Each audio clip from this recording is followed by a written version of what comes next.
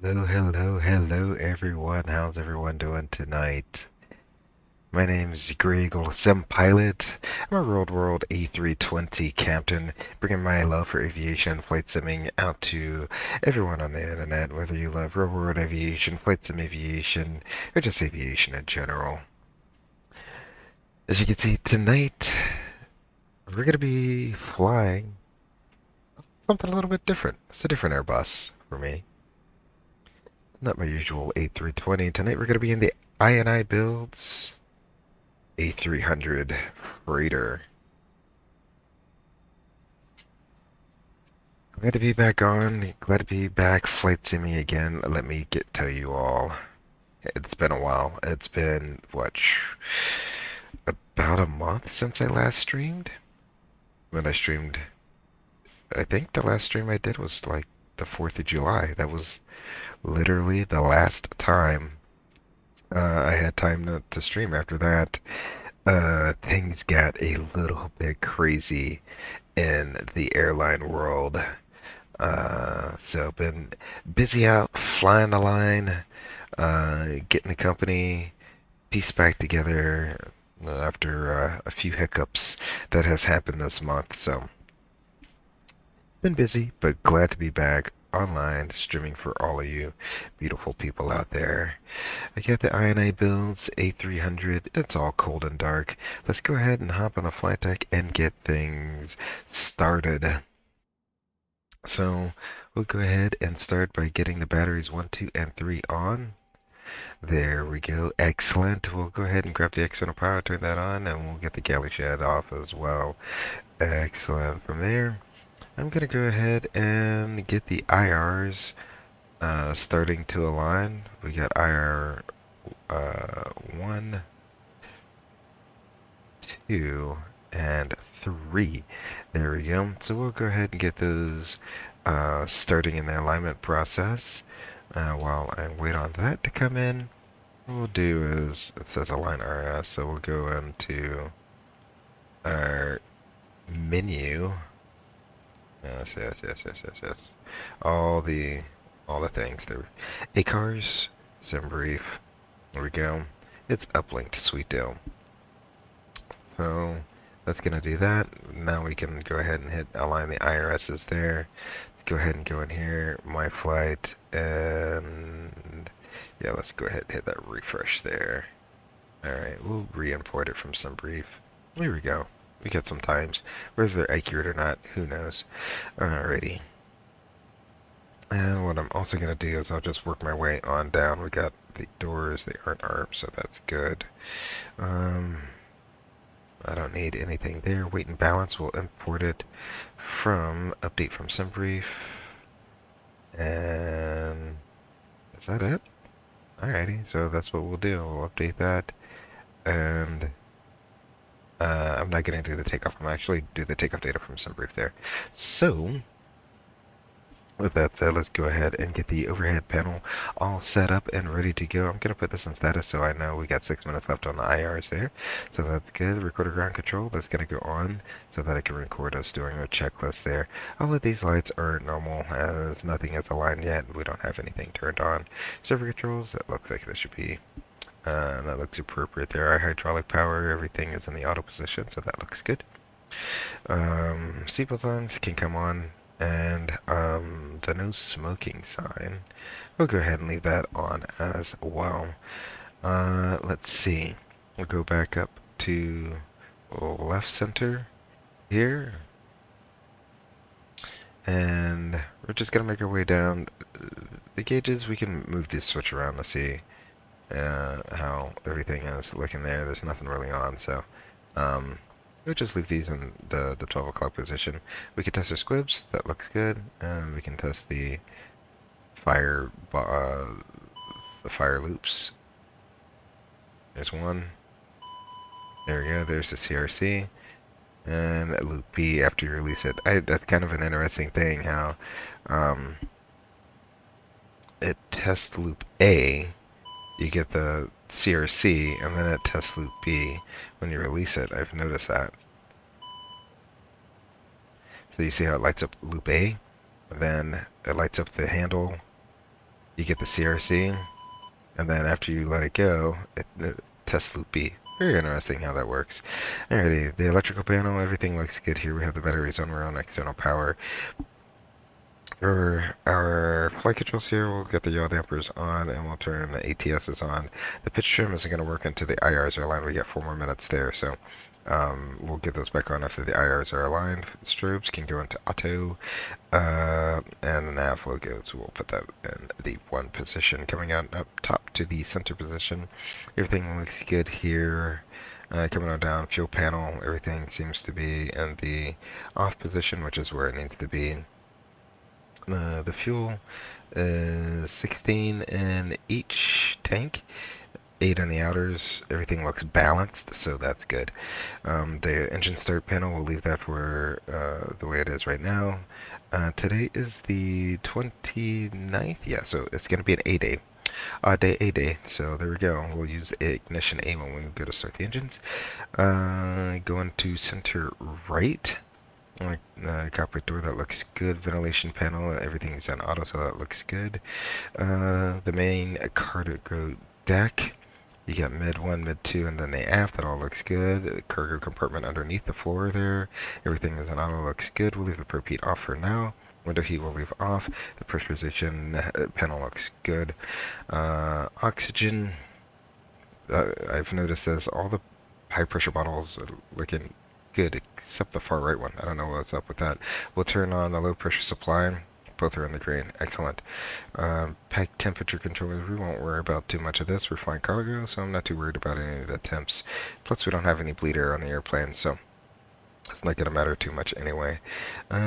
Speaking of bleed air, I guess we can go ahead and get the APU set up. So we'll hit on the on switch. Let it do its little self-test there for a second, and then we'll hit on. Once that comes online, I'll turn the bleeder on so we can start getting air to the packs there. Emergency lights, we can go ahead and arm those. Coming over to the main instrument panel. Let's see, we still have a few more minutes before the IRs are aligned, so you're gonna get blanks here, but we can go constraints 10 miles, and we'll go constraint and 10 miles on the FO side. I'm gonna hit the magic bear rough key. There we go, 2981. Does that check? We do have online air traffic control tonight, so that is good. 2981 says the ATIS from online, so there we go. Our altimeter should match up now. You can't really do anything with the bug, so nothing much to check there. We want to check the orientation of our PFD and ND, and checking our altimeters, our TCAS, our ADF, which isn't really used that much, and the clock should show the right time. The INSIM time is something a little bit different right now because I have it set to earlier in the day. Alrighty, we're going to go ahead and get our standby attitude indicator erect, and then we're going to check the accumulator pressure, which is looking good. Oh wow, the glare off of the screen right there is insane. Alrighty, and then I guess you would call these the ECAM screens? Would they be ECAMs in this Airbus? I guess they would be. EWD, engine warning display. I mean, I don't know. Don't know what you would call them. But you will want to make sure your brake anti-skid is in the norm on position. Auto brakes, we're not going to set those until after we start the engines. The engine gauges are all dashed out, so that looks good there, except the number 2 fuel flow is showing a number for some reason. Let's go ahead and put a flex stick off into our thrust limit section here. Landing elevation, let's go ahead and call it what it is here, about 840 feet. So 6, 7, 8. That looks about good there. The gear's down. We got 3 green lights. We can test that if we really wanted to. Oh, the IRs are aligned. So what we can do is we can come up here and turn those on. Now we have digits up here. That looks good. We're going to set an altitude. I don't know. We'll set 5,000 feet for now. just so we don't have 0 in there. Excellent. Everything should match on the first officer side. Coming down to the center pedestal, we want to make sure our CDUs both work. The spoilers are retracted. Parking brake is set. For this, I'm going to set it to tune. There we go, tune. Oh, it's so hard to see. I can't see over there. The glare is real. And I'm going to make sure our thrust levers are at idle. They are. Flaps are up. Engine masters are off. And our trims are centered. Our rotor trim, aileron trim are centered. And that should complete that. Now we can get to the meat and potatoes of everything, which is loading the CDU. So first, let's see what the ground frequency is. Draco, Gray Eagle! I know, Draco, it has been... It's been nearly a month. It's been nearly a month, Draco. Welcome back, welcome back. Glad you could join up this evening. I really do appreciate that. Now that I got that glare out of there, I can see where the tune button is. There we go.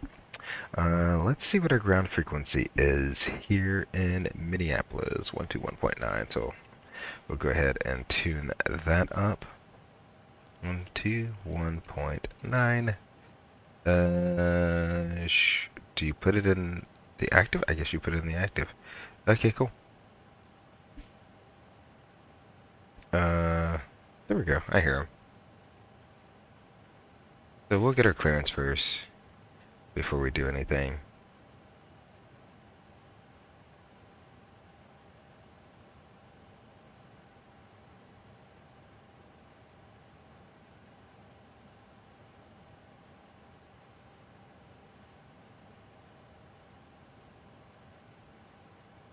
Oh, well, that's super sad.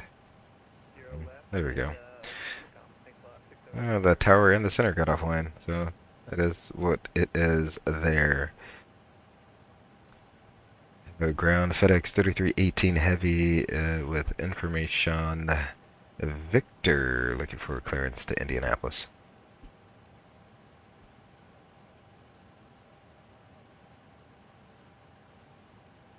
FedEx 3318 Heavy Minneapolis ground. Good evening. Clear to ND. Zembro 7 departure. Note on transition then is filed. Climb via FedEx that maintain at 10,000. Departure will be Unicom. Squawk 2405.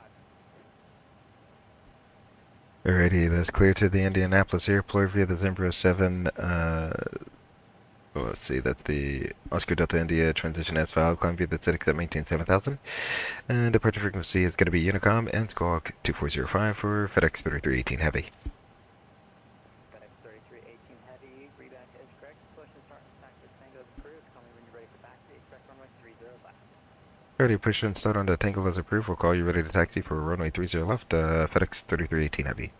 Excellent. So we do have our clearance. It's pretty much as filed. So we can go down here in our box. Let's see. It should have uplinked pretty much everything. Yep, that looks good there. Next page.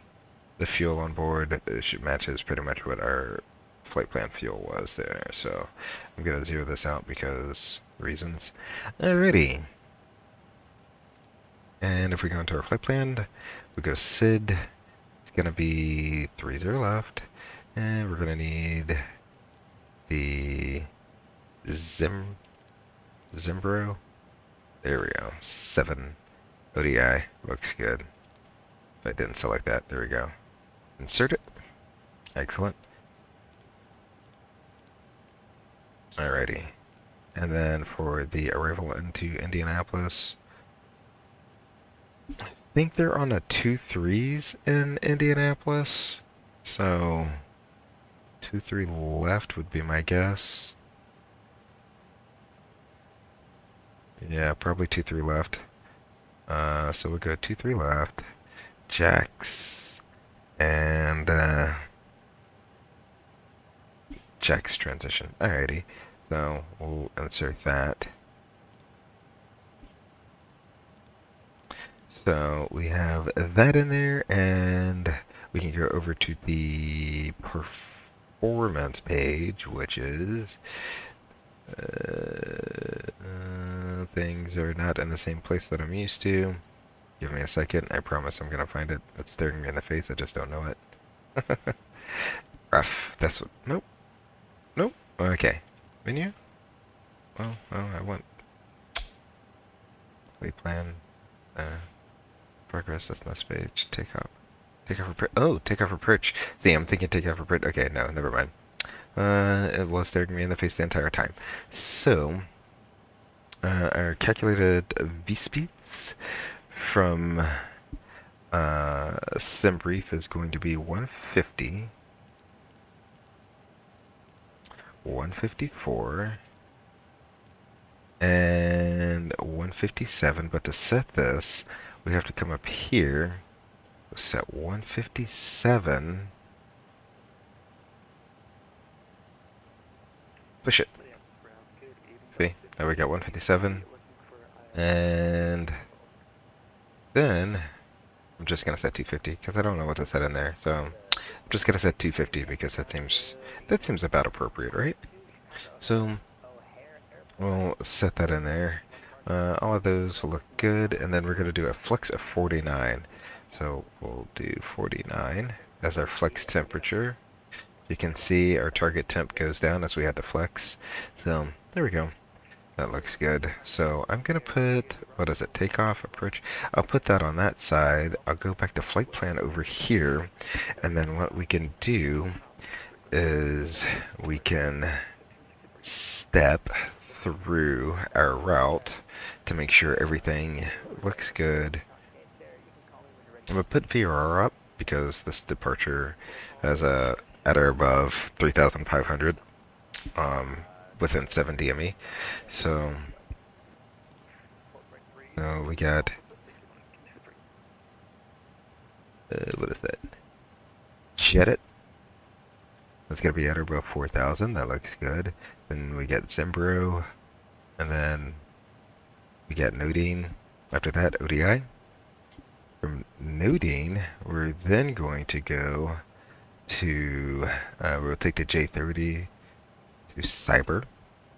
So J30, we see J30 there, and J30 to Cyber. Then we'll go direct to PECU, then direct to Wordy, then direct Jax. Then that's going to be the arrival into Indianapolis for 23 left, I think it is. I think that's what they're doing down there. Let me pull an ATIS down there real quick.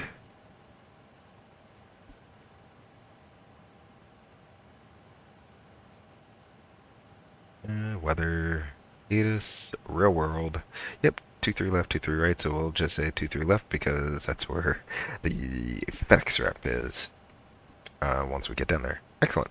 So, that's been verified. We can go ahead and roll right into a quick crew briefing. So, what are your threats? Well, biggest threat, I'm not too familiar with the Airbus A300, so that's a huge threat right there. Yep, that's a huge threat. I would definitely say so myself. We'll figure it out. That's all for fun. Plus, it's just a flight sim, so. So we're here at the FedEx ramp. We'll taxi probably Tango, Mike, and Whiskey. We need to cross runway 4 to get down to the end of 30 left. Once we do get down there, it's going to be a 15-15 takeoff, reduce thrust, flex. Standard engine failure procedures. If we do lose an engine after V1, we'll place it ahead to 5,000 feet, clean it up, and make a left-hand traffic pattern back around at 30 left if it is available to us. Otherwise, on the SID, we do need to, let's see, 30 left, right, cross 7 DME at or above 3,500 feet. That's the only restriction there. And then we'll proceed probably on a left-hand turn. I'll probably, since no one's online, we'll make a left-hand turn to jet it, and then we'll proceed out on course there. Top altitude, 5,000 feet. There we go. Oh, sorry, 7,000 feet as assigned in our clearance. And our clearance says we need to squawk 2405. So let's go ahead and put that in. Now we get 240, yeah, 2405. I'm not used to digital things. There we go, 2405. We'll go ahead and put in TARA, I think. Yeah, that turns on the mode seat. Sweet dope. So, any questions? No, no questions. Alrighty, we'll move you back out of the way. We do have the APU on. We can turn on the APU bleed air. Excellent. We can turn off our external power. There we go. Switch on over to our own ship's power. Let's go ahead and turn on our probe and window heat. We will turn on the fuel pumps. Get the beacon on. Excellent. And let's see. All the doors are closed. Everything is ready to go. I don't know what this airplane is doing here. Can we like reset you? You're being weird. I don't like it. No, at any rate, I guess it must be doing all of this based on the times here that was scheduled. At any rate, let's see. One more quick walk around of the A300 here. It looks absolutely beautiful. Actually, let me go into the drone camera here. There we go.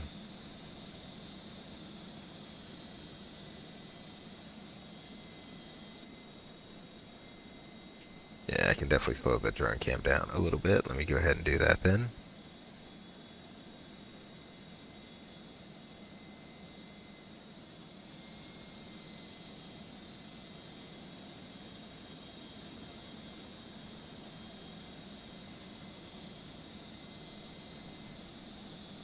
Yeah, purple tone airplane looks so beautiful. Alright, back onto the flight deck. Let's get this thing ready for pushback. We'll do a manual pushback, of course. Let's see here. I can go in here, equip. Okay, doors are red, so that means they're armed. We can remove the GPU. We can remove the chocks. And we're just waiting for our tug to hook up. It should hook up, right?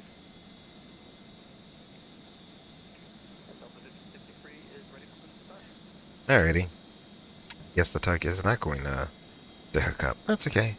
That's okay.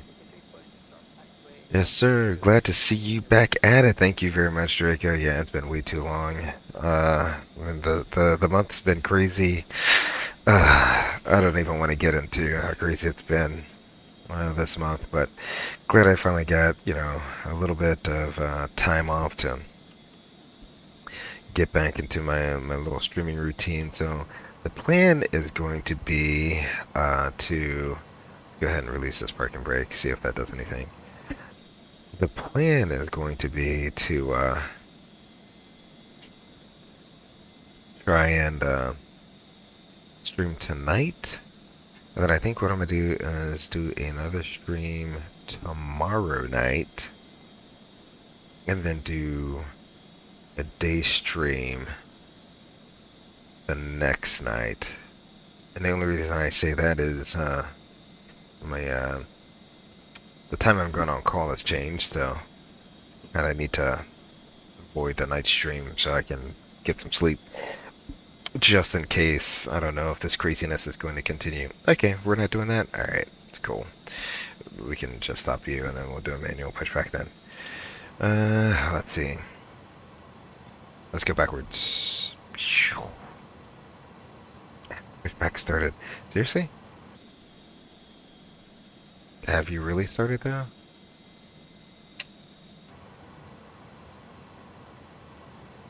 Parking brake is off. We're on ship's power. Do not know what is going on here. Why do you refuse to push back, Sim? Best laid plans, let me tell you.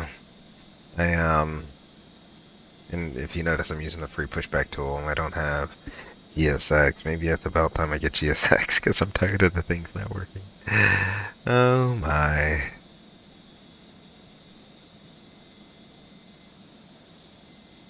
Parking brake is on. Parking brake is off.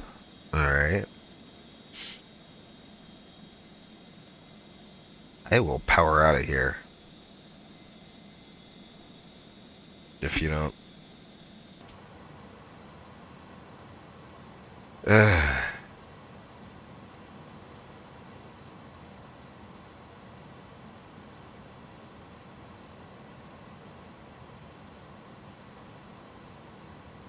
Okay.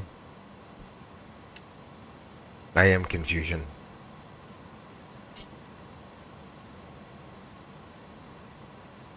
Alrighty. It wants to be ridiculous. So here's what we're gonna do. We'll stop that. We'll stop that.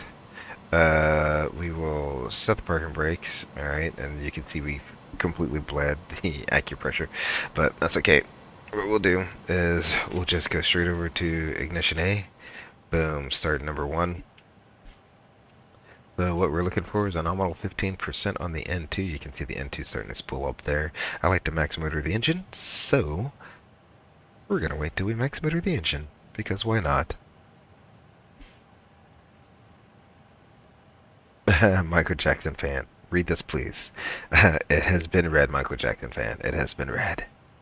Alrighty, so we have the nominal 15%. I max motored it. We'll go ahead and start the engine there. Yeah, essentially what I'm going to do is just power out. I am done playing games with you, Flight Sim. I will power out of this however I like. There we go. There goes the self-sustaining speeds. We can look on up. And let's go ahead and get engine 2 started. Again, looking for a nominal 15%. I like the max motor of the engine, which is usually around 25%. Somewhere around there.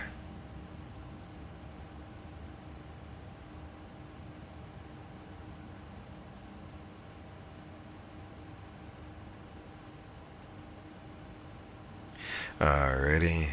And there's max motor. We'll get the fuel going in there. The EGT should begin rising into spooling up, and once spooling up, oil pressure is coming up, so that all looks good. And what we're pretty much looking for with a stable engine is you're looking for 2, 4, and 6. So about 20% on the N1, 400 on the EGT, and 60% on the N2. That's how you know you're getting a good stable engine start there. So both engines are started. We have self-sustaining speed.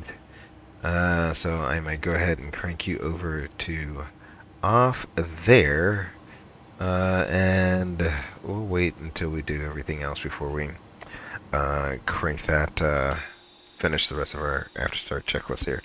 So, oh, I forgot. I wanted to kind of use the integrated checklist here.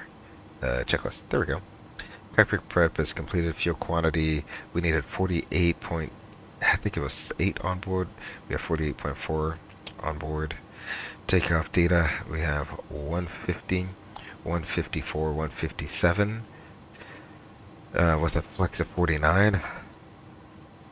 Landing elevation is set. Altimeters is 29881. Auto.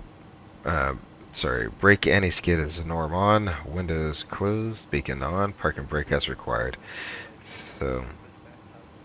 So, next is the after start checklist. So, what we'll do is we'll go ahead and turn you off, and I'm gonna pop you in reverse.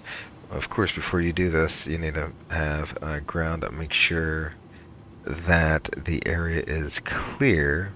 Can I do it? Are you gonna do it?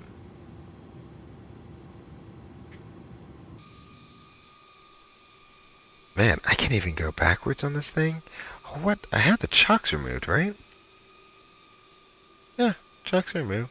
I don't get it.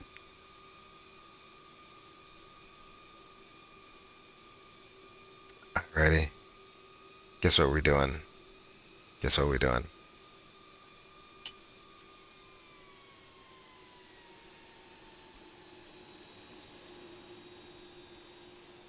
I am about to scrub this nose wheel off the ground. Alright, we'll just push up the number 1.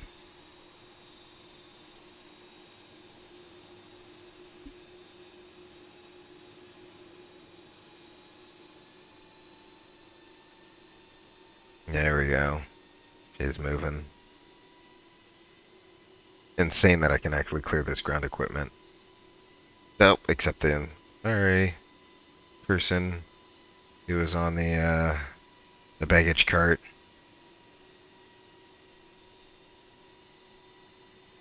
Yeah, yeah. You gone.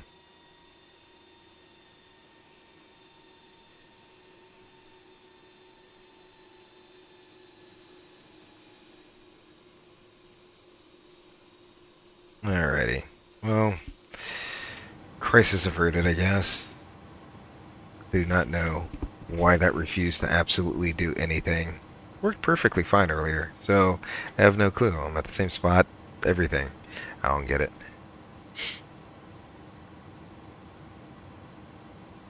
But, at any rate, he's showing Minneapolis and are offline. I'm showing them online, but that's okay.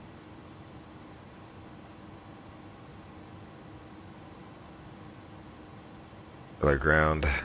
FedEx 3318 Heavy is on Tango with information Victor ready taxi.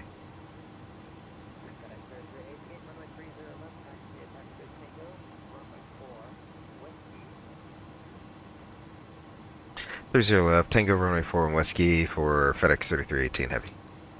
Alrighty, so we'll take Tango all the way onto runway 4.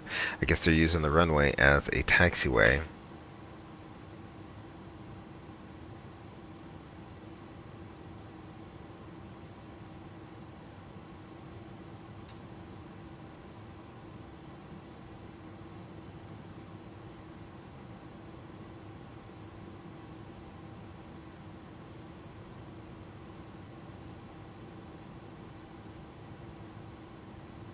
Alrighty. Oh, we never did the after starts. That seems like a good time to do it. We said 15:15. Alrighty, so 15:15. The APU needs to come offline, so can turn the bleed air off on that and turn the APU off. I do need to arm the speed brakes there, and we need to go max on the auto brakes. We'll turn left here on runway 4. We're cleared onto the runway. The runway is closed at this time, so that is perfectly acceptable. We'll turn left onto Whiskey, which is the next right. Should be the next right. Once we turn right onto Whiskey, we can go ahead and do a flight control check. Go ahead and bring the flight control page up now.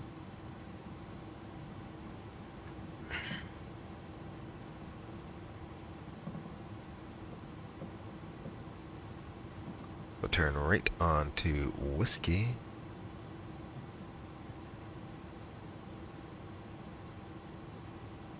Max Racing 177, how's it going? Tonight.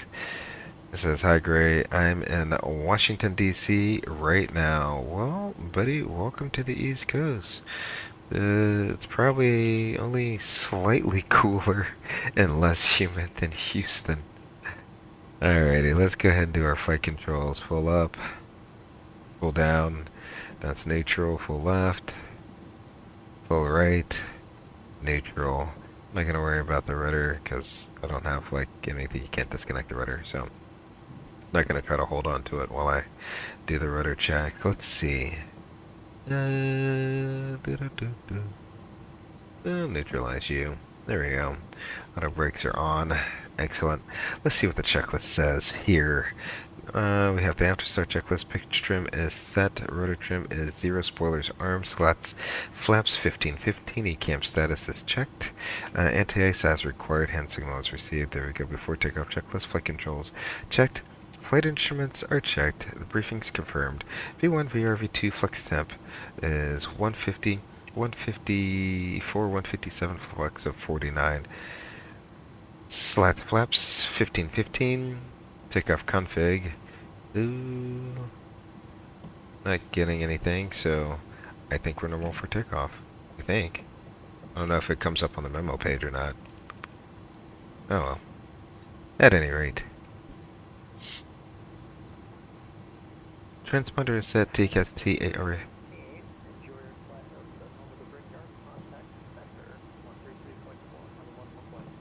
Well, contact center 133.4. You have a great evening. Thanks for the ATC. FedEx 3318 Heavy. Alrighty. I guess center is online. 1334. That's what he is.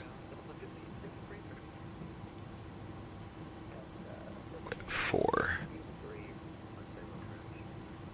There we go. Let's see. Auto brake max ignition is as required. Alright, so we're all set for takeoff. Next one is just the after takeoff, which is easy squeezy. Are you ready? DC is awesome. They were doing the river visual today. The river visual. That's amazing. Gotta love when you get to do the river visual into DC. Even though nowadays it's mostly like they have an RNAV approach to it as well. You just kind of set up the RNAV visual and let the airplane fly it. It's still awesome because you have the option. You let the airplane do it, or you can just turn off the autopilot and you fly it in either way. Just like New York with the expressway visual, how they literally got rid of the expressway visual and now it's only an RNAV visual. But still, same thing. You can let the autopilot fly it, or you can fly it. Either way.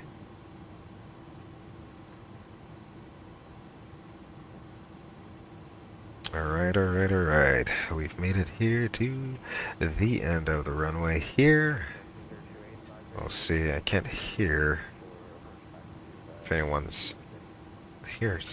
I hear center online, so we'll see if he'll clear us for takeoff here.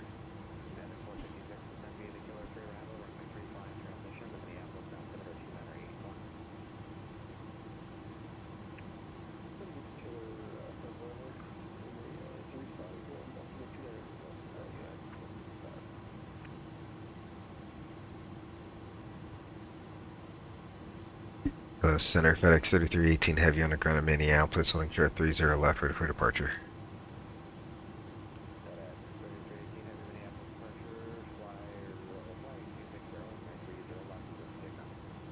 FedEx 260 after departure, 30 left, clear for takeoff for FedEx 3318 Heavy. Alrighty, 260 after departure. Let's go ahead and get you dialed in real quick.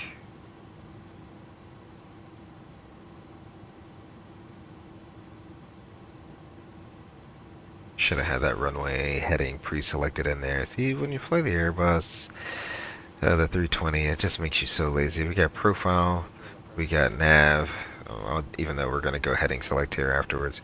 So I got profile climb, nav climb, sweet deal. Let's go ahead and get this show rolling, shall we? Final appears to be clear. The runway appears to be clear. Let's go ahead and line up on the runway.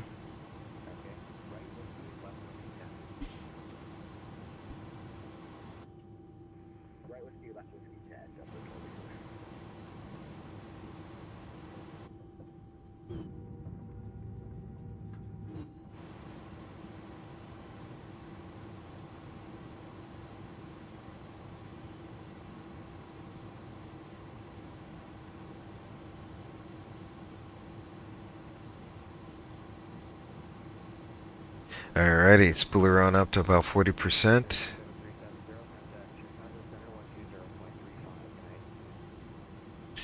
There we go. And Toga. We get SRS. So we do. Thrust set. 5063 Minneapolis Center, wind Let me bring the sounds up for you guys. speed. There we go. 80. Checked.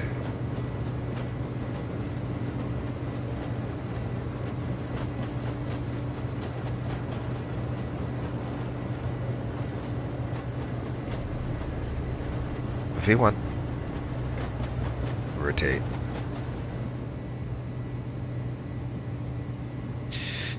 Positive rate. Gear up.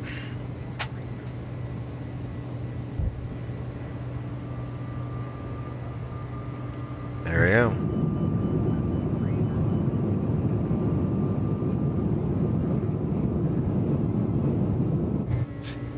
FedEx 3318 Heavy is leaving 2000 for 7000.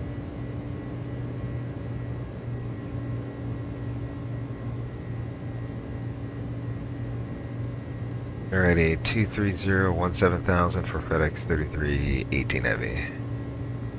So 230 now. So we'll get that in there. Go ahead and bring our flaps up.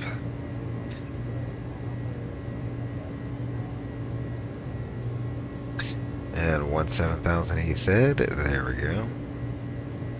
Yeah, 17,000 in there. It is such a joy hand flying this airplane. I really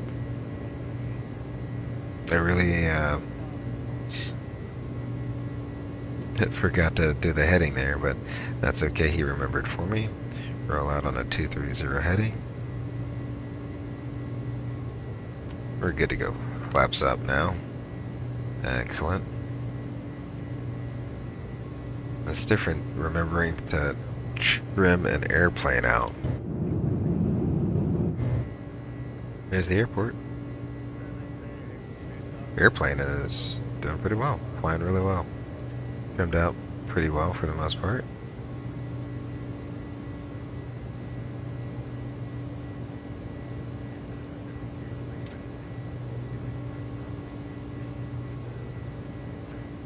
There we go.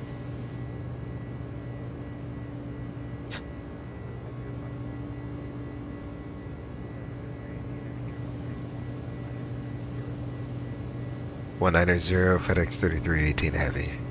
We'll continue our turnaround to 190 at this time.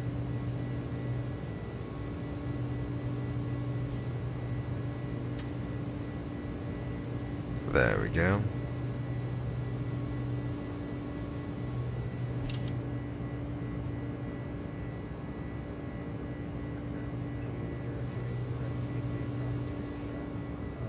Oh, look at that view. Oh man, such a beautiful airplane. And she flies just so good. This airplane flies so good.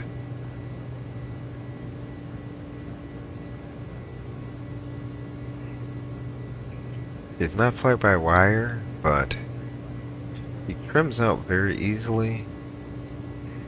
Easy to roll into and out of the turns with this one.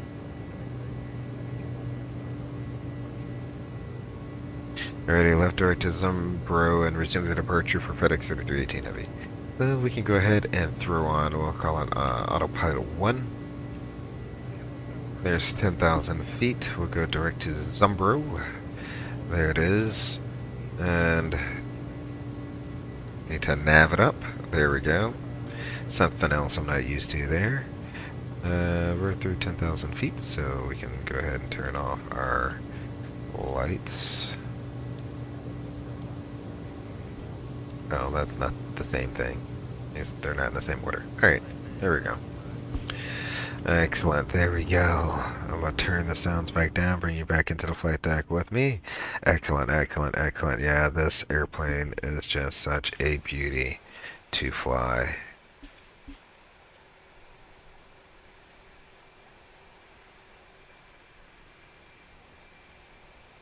There's the airport, there's downtown Minneapolis.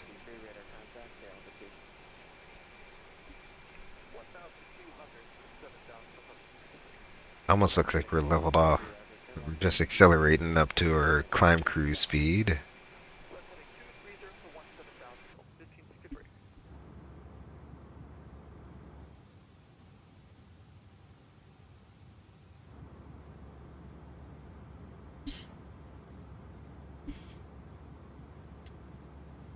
Let's see, Max Racing. It's cool how they had those digital RMPs on the Airbus 300. Yeah, yeah. So you're talking about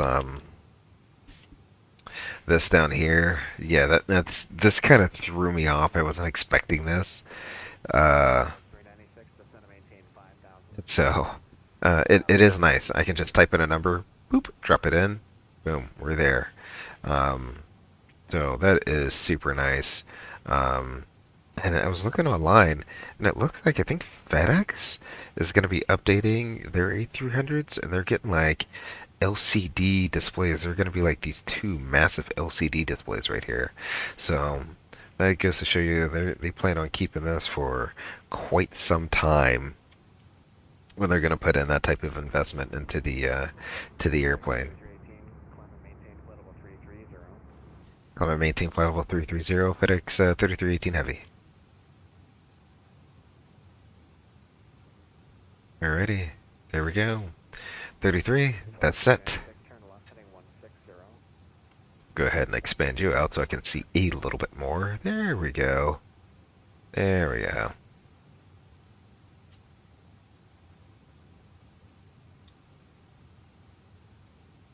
Oh yeah, they got the new digital RMPs before the A320 Neos got them. Yeah, yeah. That's definitely one of those things that I don't know if it's like a proprietary Airbus thing that they came out with this before the new Dreams on the 320 Neos. The Dreams on the Neos are so nice. I can't wait until we actually start getting a block of the new airplanes with them. Let's see. Matey. What's going on, Matey? How you doing out there tonight? Love that airplane, A300. It is a beautiful airplane. She flies so well. Just hand flying her feels so right. For an airplane as big as the A300 is, it just flies so well. And the crazy part is, when you think about it, it doesn't have ailerons. It just has inboard ailerons, and then it uses roll spoilers. There's no outboard aileron out here. So I wonder if that's part of why it flies so smooth. Um, the only thing that's like odd, and I mean, again, I've never sat in an A300, so I wouldn't know. But the only thing that we're transition standard, standard use a magic bear reference key. Um, since I've never actually sat in an A300, never been in an A300, I don't know. Like the thing that catches me off guard is the seating position. Like you're so, it just feels like you're so low. Like this clear shield blocks so much of your view, but I guess it's the right view, right? Like I've never had like I haven't had an issue like being able to see out over the window or anything like that. I don't know. You can almost feel like if you were like this high, like this would be the right view. But if you sat that high, now you can't see your FMA on your PFD. So I don't know. Maybe this is the right view. Maybe that is the right view. So I just, you learn how to fly like that. And let's go ahead and disarm that. And I forget, you gotta do a few extra steps there. And then let's do the after takeoff. Flaps retracted, landing gear is up in neutral. Packs are on, altimeters are set, 2992 checked.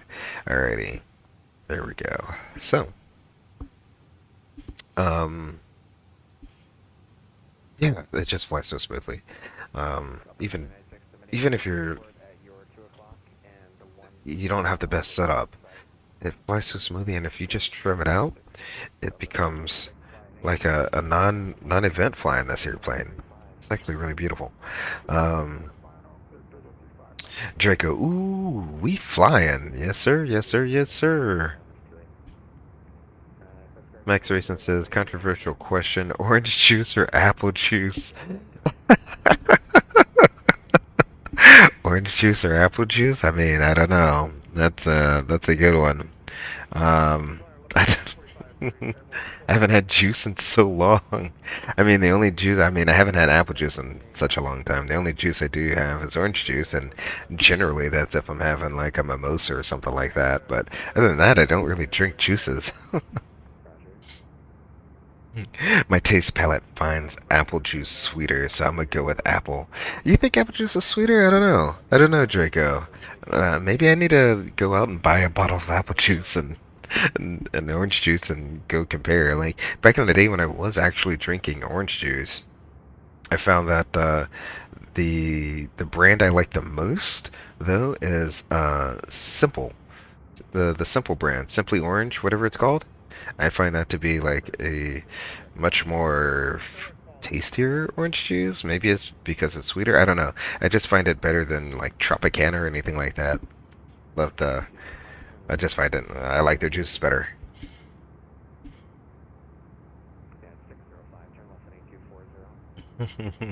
Absolutely same here. Good answer. Yeah, okay, okay. You guys with your apple juice. You guys and your apple juice.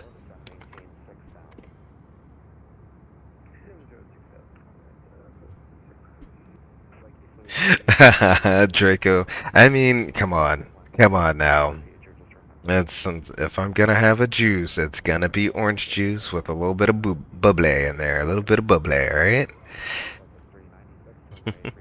Because we fancy, alright? We are fancy.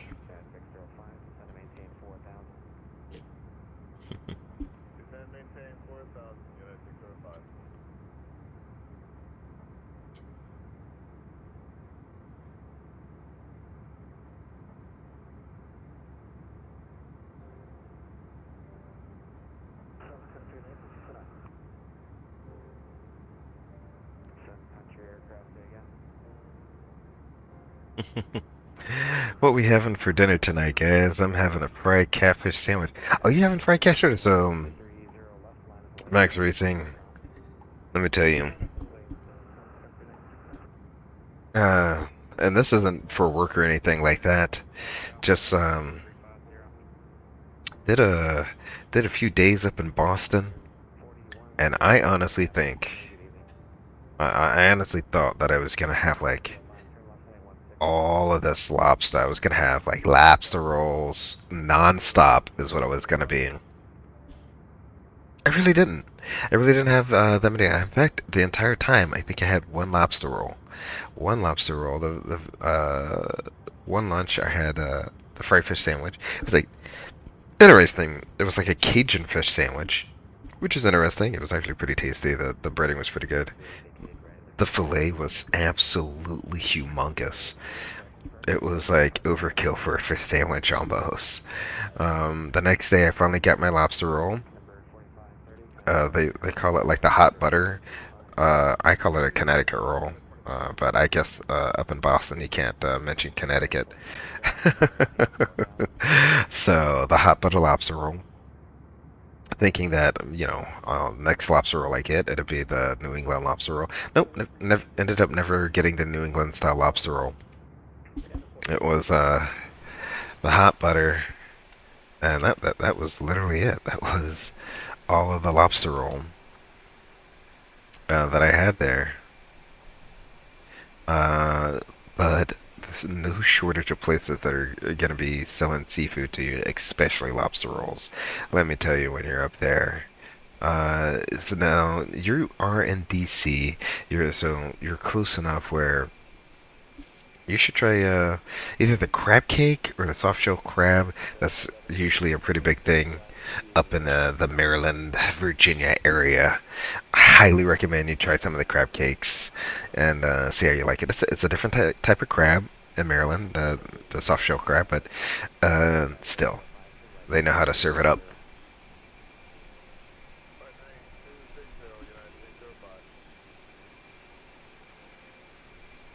Much better than mine, says Draco. Gotta be eating some Templeton, right? You can. I didn't know you could eat whiskey, Draco. Draco, what are your methods to eat whiskey? I need to know this.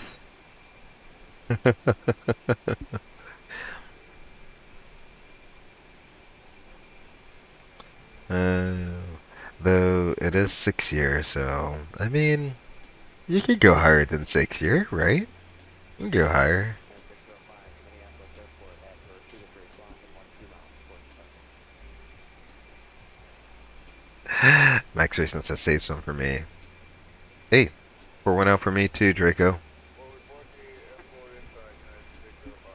Uh, 605, turn right, heading 320. drink for me tonight is a little bit of hazel, or sorry, Hayden basil. 359, flight 260, So, 935, clear for takeoff. I think we're all on the same little whiskey train there. Issue the first port again, San Whoop. Francisco. Did not want to check that. I want to check that. Cool, cool. We're still climbing up. Nice and smooth. Turn right onto Kilo, left on Sierra, cross runway 4, contact ground point 9. Park Kilo, left Sierra, Love lobster rolls, though. Hey, hey, you can't hate on them. And you know what? For the price, okay, so here's the thing. Like, since you're in Boston, okay, it can get a little bit pricey there. When it comes to like stuff like lobster rolls. Um, at 456, turn left. but for what they're gonna be charging you, I honestly think you do get a decent amount of lobster when you order it. It's not like they're skimping on it. You know, you're not paying $30 for a skimpy lobster roll. Bravo 6897, Minneapolis.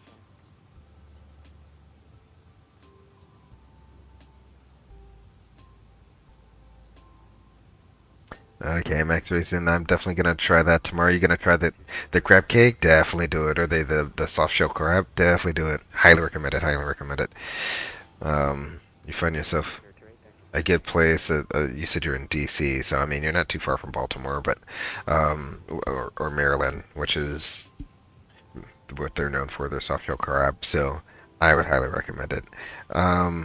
If you got time while you're there, Max Racing, go to the National Mall. I don't know how close you are to like one of the train lines, but Aircraft calling. uh, I forget which line it is too. It's either blue or yellow. We'll take you right to the National Mall. CPR on this frequency. It's been such a long time since I've been there. Um, and 605. once you're there, I mean that's all. That's like history come to life right there. You have so many museums, so many monuments. Um, 3 o'clock. you can hit up a museum and just like get lost in there for the day. Now, if you do decide to go do that, I highly recommend you eat before you go in, because if you try to eat at one of those like cafes there in the National Mall, you're gonna end up paying Air traffic. a hefty premium. So, um, eat before you go in, or eat after you leave, but don't eat at the mall. That's you're gonna blow through some dough really quick there. Crew just be back. Yes, sir. Country 1969, radar contact. I'm looking for some good food places around DC. Max Racing, it's been a really long time since I've been there. I did go to. This is how long ago it's been. This was like super. He was super relevant back then, but Ben's Chili Bowl. I went to the one. It's not in a good neighborhood, but Ben's Chili Bowl, the one that President Obama went to. I went to that one. They still have like the place where he sat down and ate. So if you're really into like a pretty solid hot dog, I highly recommend Ben's Chili Bowl. Hot dog chili bowl, um, whatever it is. So and then it's a chain, so they got a few of them around the DC area. So you should be able to find one that you can eat at. Um, otherwise, I'm not too sure. I'm not too sure like what other like good niche like DC restaurants you should hit up. If you're if you like sweet tea, you have to stay in Virginia, all right? And if you like regular tea, you can go across the border into Maryland. I did find that out. That's where the sweet tea, unsweet tea, 12035 FedEx 3318. Have a great day. And I missed that center frequency. 12035? I think that's what it was. 12035. We'll call it that. Oh, Indy Center is on. Sweet deal. 120.35. I wonder if I gotta put in the point or if it will do it for me. Where's the delete button? Oh, I gotta learn this. Clear, clear, clear, clear. Alright, 35. I wonder if I do that, if it'll do it. Oh, format error. Okay. So no, it will not do that. So 120.35. So some of the videos, they will, you don't have to put in the decimal. You can just put in all the numbers. It knows, boom, exactly where to put the decimal in. So, come on, I, up your game. So we're cruising along. What does it want to cruise at? Probably 0.77. It looks like. Hello, Center, FedEx 3318, level flight level 330.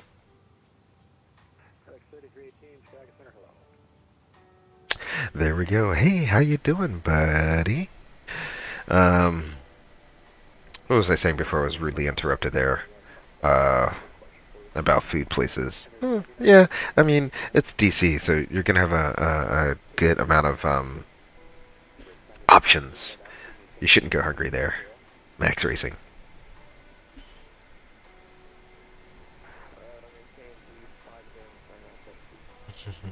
Remember, actually, Max Racing is slower than that. The limit is 0.04. The limit's 0.04. Which you gotta definitely be careful about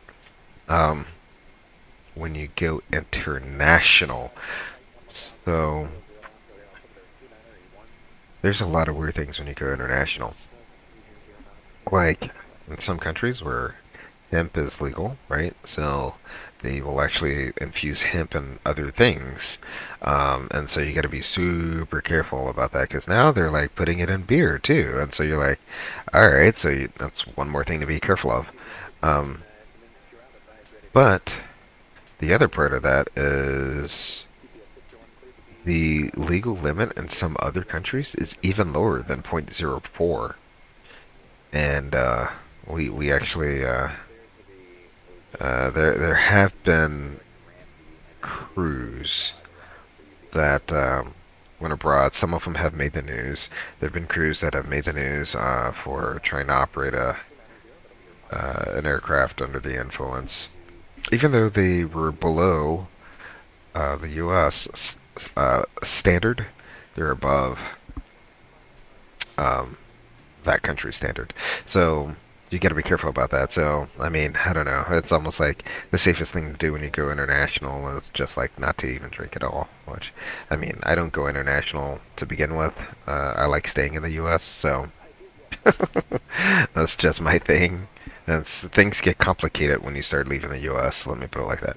So I try to stay in the U.S. as much as I can. But yeah, 0.04. That's the limit.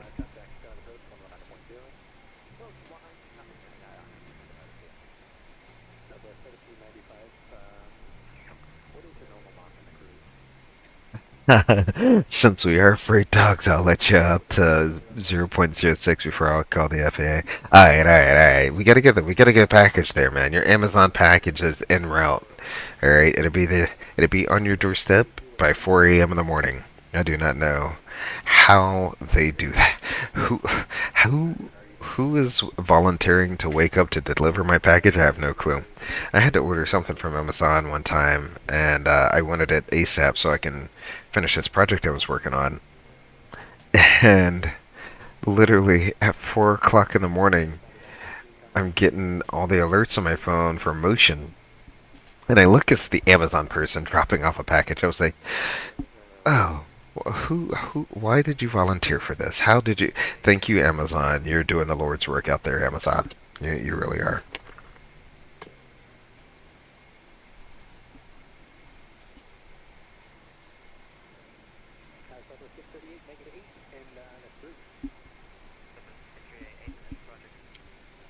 Alright, good. You already have the National Mall plan there at Max Racing? Excellent. Yeah. Yeah. Do you know which museums you're gonna try to hit up? Because there's a lot of them. I don't know how many days you're gonna be there, but there are a lot of museums. So I don't, depending on your time, might not be able to hit them all. So have a few choice museums if you really, really want to. I think they got a. I think it wasn't around when I went last time, um, which is starting to let you know how long it's been since I've been there. But I think the train will take you all the way out to Dulles, and then you can go and view the Air and Space Museum in Dulles. That's pretty cool. Get up and close and personal with the space shuttle. Oh, that's awesome to see just like part of history that's like just not there anymore. Over to Minneapolis, have a good rest of your ride, brother. So if you can hop the train out to Dulles, do the Air and Space Museum, I think it'd be worth your time. I really do think it'd be worth your time. 310. Settle 1563, Chicago Center after. Well, so it is summertime. You said I hope it's not too packed. It is summertime there, Max Racing. What runway to expect at And with summertime comes all the kids being out of school, and when kids are out of school, the easy thing to do is take them to a museum, which parents are going to be doing. Summer camps are going to be doing. Schools are going to be summer schools are going to be doing. So like, it could be a hit or miss basket there. Now we are at the end of summer, so probably not as many people will be taking summer vacations.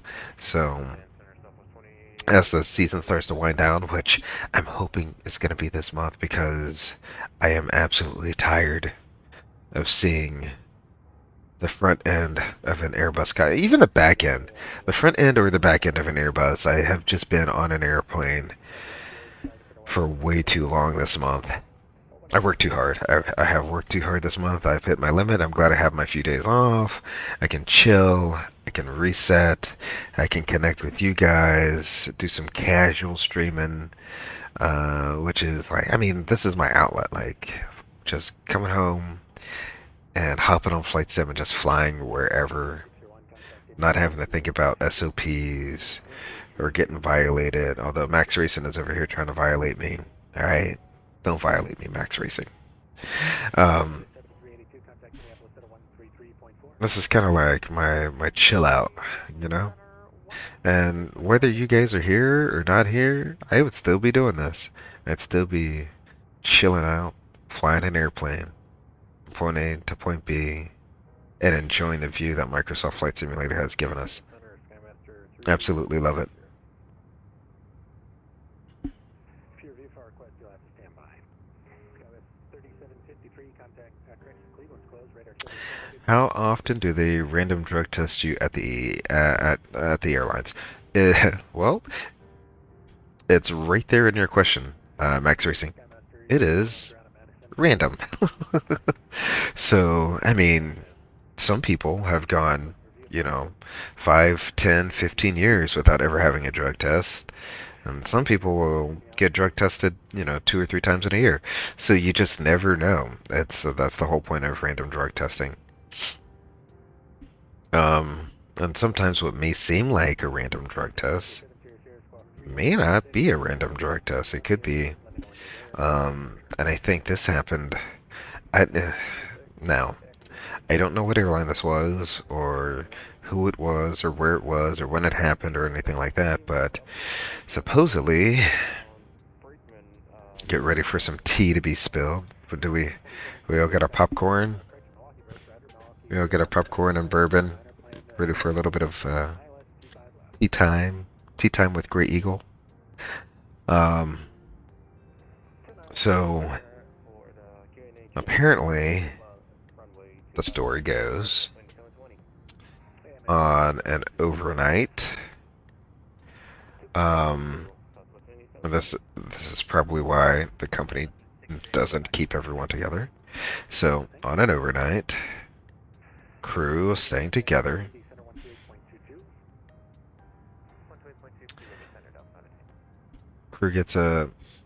crew gets to the hotel. Long overnight, right? It's chill. When you get a long overnight, you got time to, do plenty of things. You can exercise. You have enough time to exercise, shower, change, put on some street clothes, go out, walk around the city, find a place to eat, hang out at a bar or whatever. So that's what this crew is doing. They're walking around, they're hanging out, they're chilling.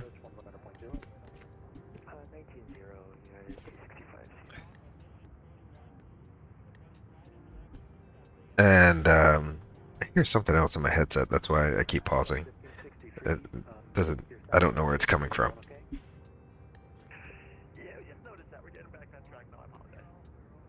I don't know where that's coming from.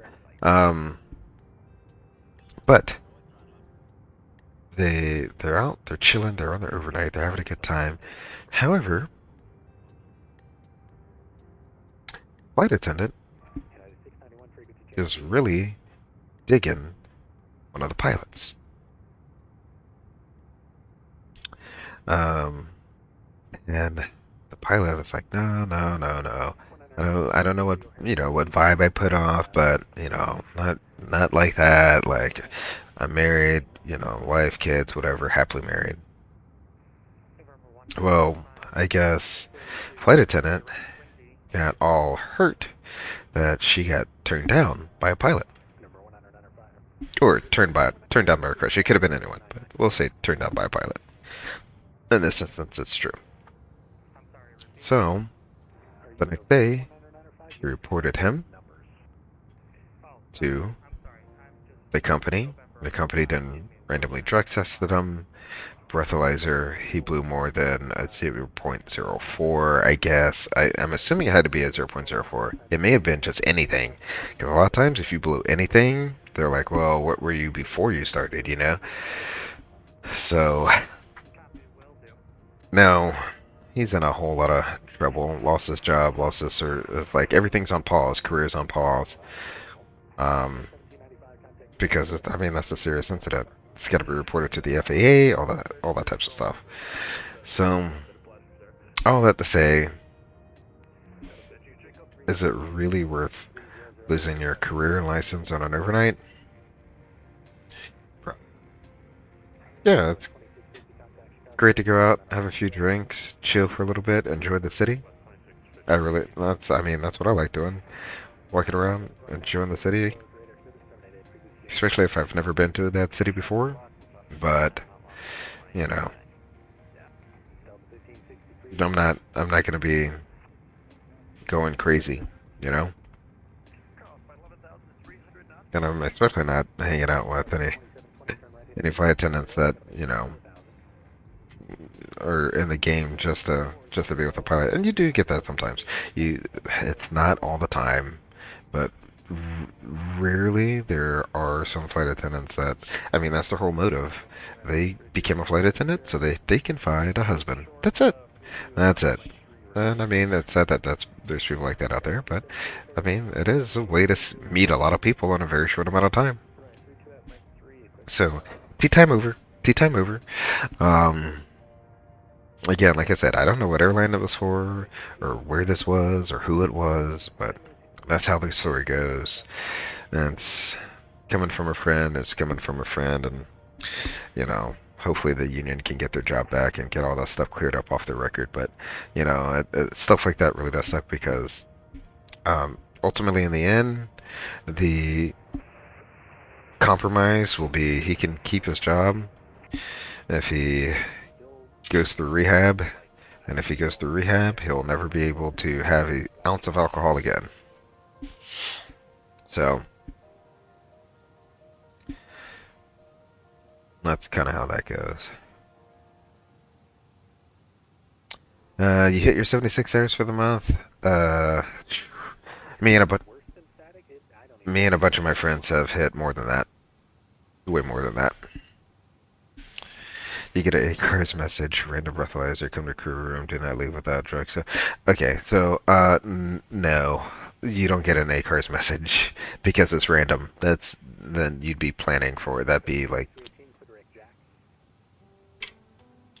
There's the Jack's FedEx 3318. So we'll proceed direct to Jax. There it is. Boom. I'm not used to the hitting direct to and then it automatically taking without you having to hit enter. Direct to enter enter. Um, no, you don't know about it until you get notified after you park the airplane. That's when they'll notify you. And when I say that's when they will notify you, that's when the drug company will have a representative standing there waiting for you. And you better not try to weasel by them, because that's an automatic termination. No ifs, ands, or buts about that. You try to weasel out of a drug test, automatic termination. Um, and that has happened before. I don't know what's going on frequency because I can only.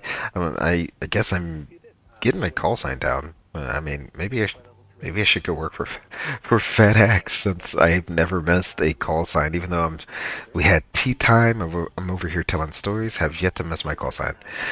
So let's see. Let's go ahead and validate this approach here. Validate. There we go. Let's go ahead and validate this.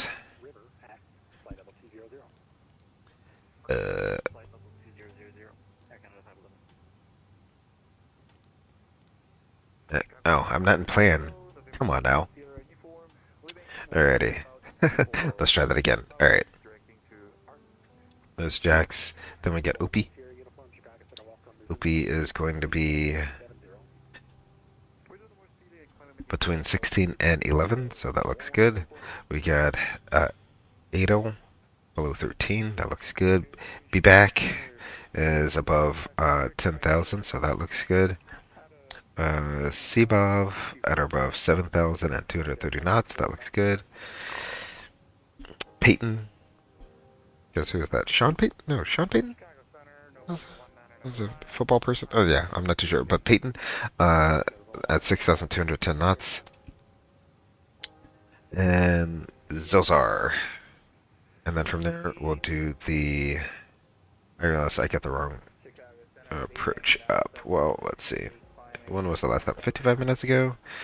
AI does 55 minutes ago. That's a 55 minutes.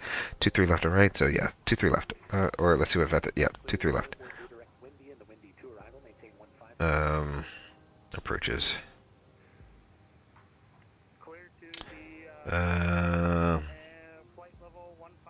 Well, I don't want that.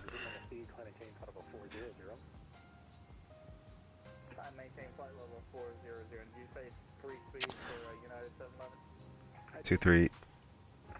Oh, 2-3 left. That's the one. What am I doing? I don't know. I did something wrong. Hold on. Okay, that's what I wanted. Approach. We get rid of you. And we'll pin you. Because then we want... B-Bird. Is that... Or... Why is that an... Between 4 and 2600? That's odd. It is how it is. Then you got Pace Car. Packer? No, it's Pace Car. Is that are above 2600? Excellent. That looks good. And go out to the missed approach. Climbing to 1500 and then climbing left hand turn to 3000. And a 100 heading outbound on the Brickyard. 136 radial to Osmo. It looks good there. We'll hold there.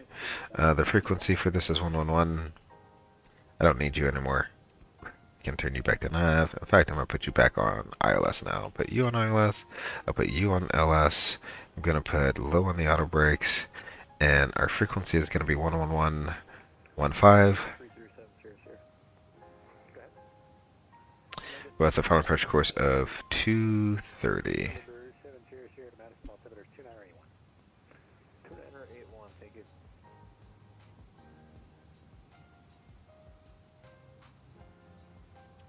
Get that all dialed in. 230, there it is. And then when we do land, it's probably going to be a left-hand turn off on like Delta 6 or Delta 7. And I don't know, we'll go in at 0.7 into the FedEx ramp. I don't care. We'll park somewhere up here near 0.3. So that's probably how I think I'm going to do it. So the arrival's been reviewed. Threats. They could give us 2-3 right, but I think they'll do 2-3 left for convenience sake. That's the biggest threat. The first restriction is opiate between 11 and 16. The bottom is Peyton at 6,210 knots. Plan on a visual, backed up with the ILS to runway 23. That's chart 11-4, dated 19 January 24. Let's see, our frequency is 111.15, 230 final approach course.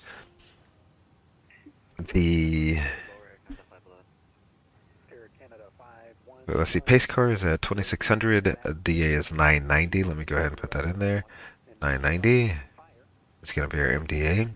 Touchdown zone is 790. Let me go ahead and enter that into here.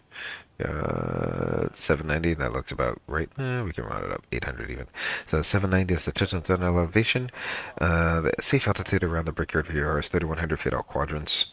We're going to use 3040 on the landing flaps. That absolutely hurt my ears, thank you. For the miss approach, we'll climb to 1500, climbing left turn on 3000 on a 100 heading outbound on the Brickyard 136 radio to Osmo and hold. So that's good. It's been in the box and verified. When we do land, plan a left-hand turn off, Delta 6 or Delta 7, Delta 6 or Delta 7, and then we'll enter at 0.7. We'll just keep taxiing back northbound till we find a place that we want to park. Questions? Nope, no questions. Excellent. Now let's bring you back over here. Thank you. Do I need... How far are we from top of drop? 40 miles? Still got a little bit to go. As we're passing over the Chicagoland area.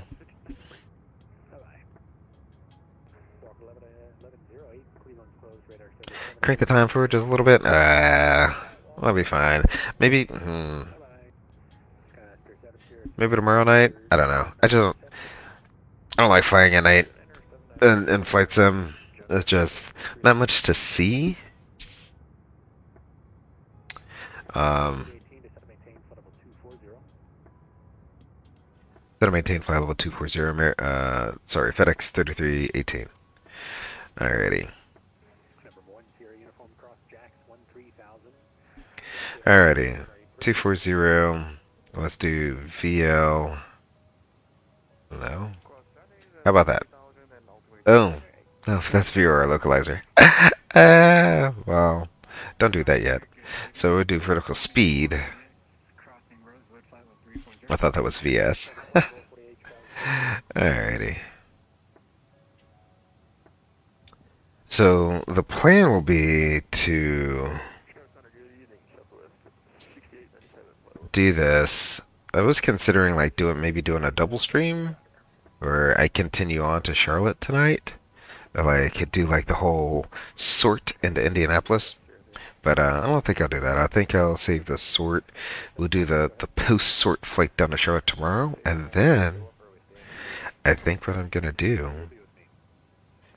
on, what's today? Monday? So tomorrow's Tuesday. So what I think I'm going to do is on Wednesday, I'm going to do a midday stream. So a noon stream.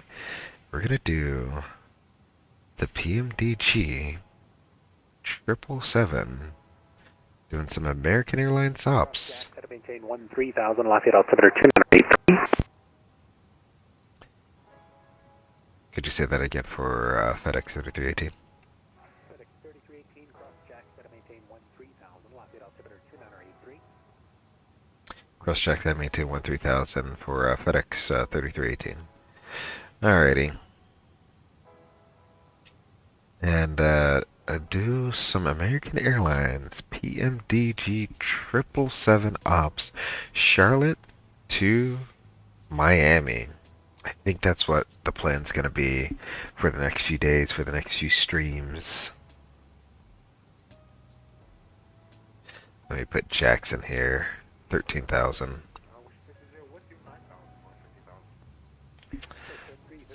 Slant 1-3. So Jax, we'll put that in there. Recalculating. There it is. Did it do it?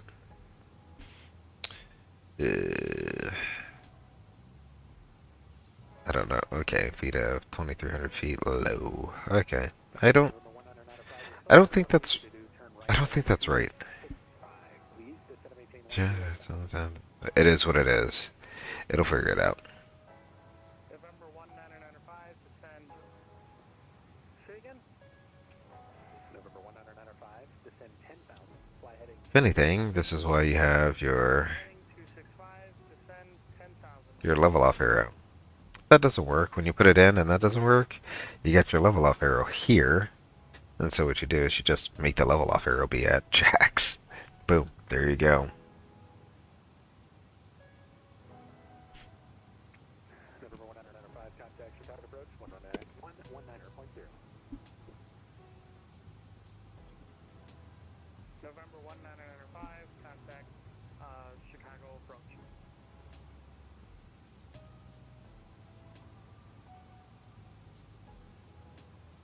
Good day. Bye-bye.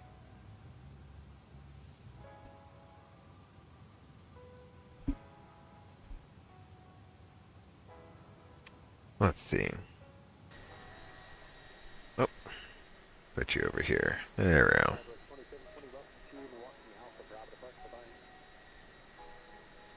Go here.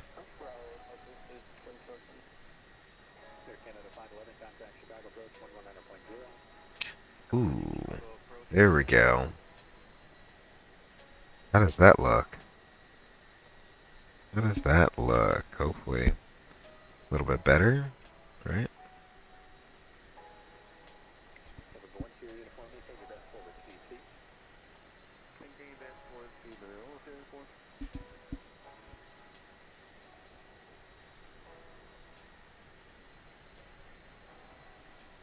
Chicago Center Unit 1855 with the passenger 12,000. Unit at 1855, Chicago Center is also... Still looks good. Let's see. Do I need to adjust some lighting here? I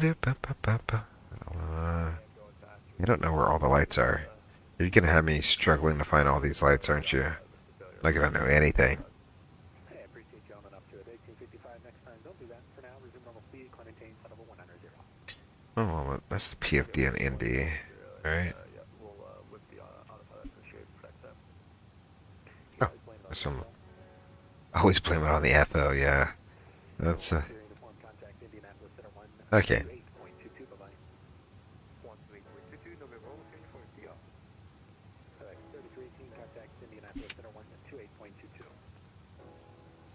Went to 8.22 for FedEx 3318. You have a great night.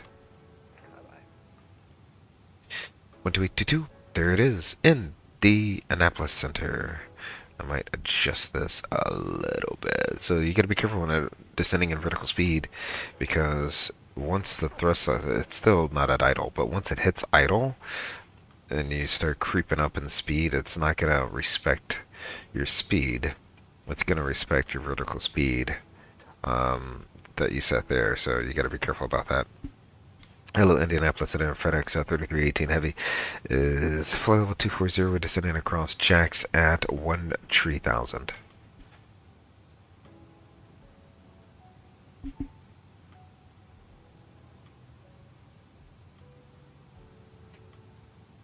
Hello, Center. Did I get the right one? Did I get the right center? 12822. Yeah. Oh, really? It's 128.225.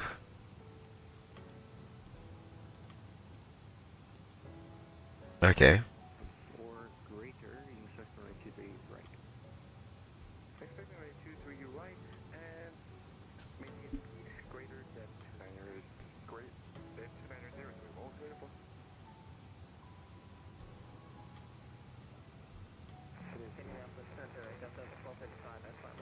2985 is the meter. Alright. GPS 601, runway 17 right, clear. 17 right, clear to land, GPS 601. We're going to go clear 5,000 right. 36 Gulf Sierra, radar contact, on our tame level 260. 260, okay. Delta 1255, Indianapolis Center to be American 81, flying Memphis Center 132.55.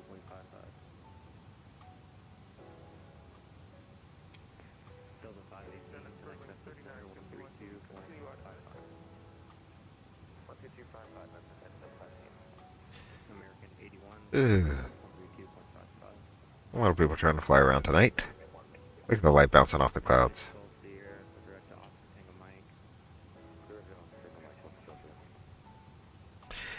Hello, Center. FedEx 3318 Heavy is flight level 200, descending across jacks at 13,000. 3961, descend via the Gibbs 4 arrival, landing runway 23 right, Indianapolis, altimeter 2985.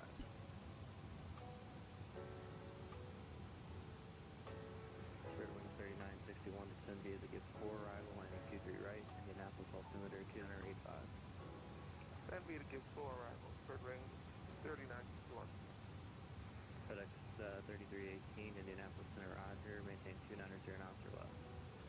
290 knots or less, and do we put 23 left on request? FedEx 3318, runway 23 left is closed to landing traffic. Due to construction, you expect runway 23 right.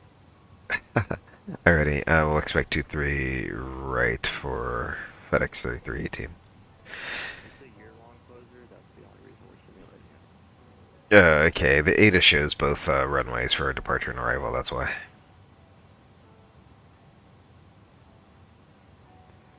guess he hasn't gotten the memo then. Yeah, that's fine. You expect to be left. Appreciate it, thank you. Alrighty, it's 2985 down there.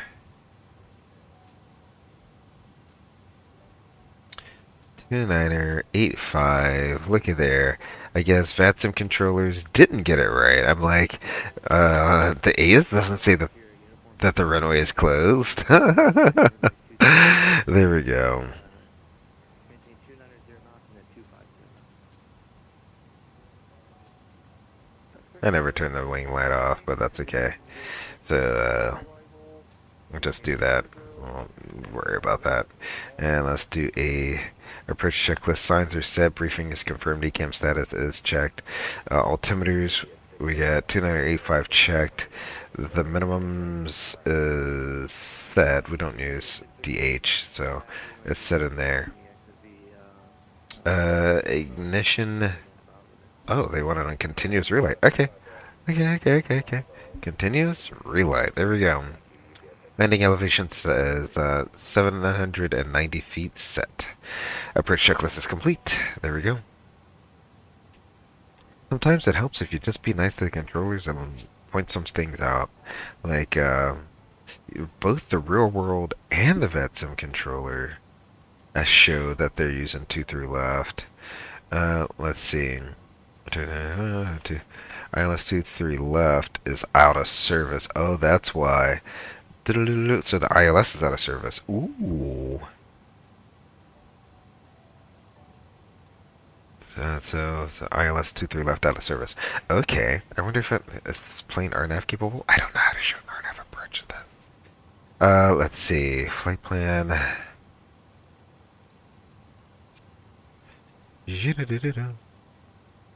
Star. FedEx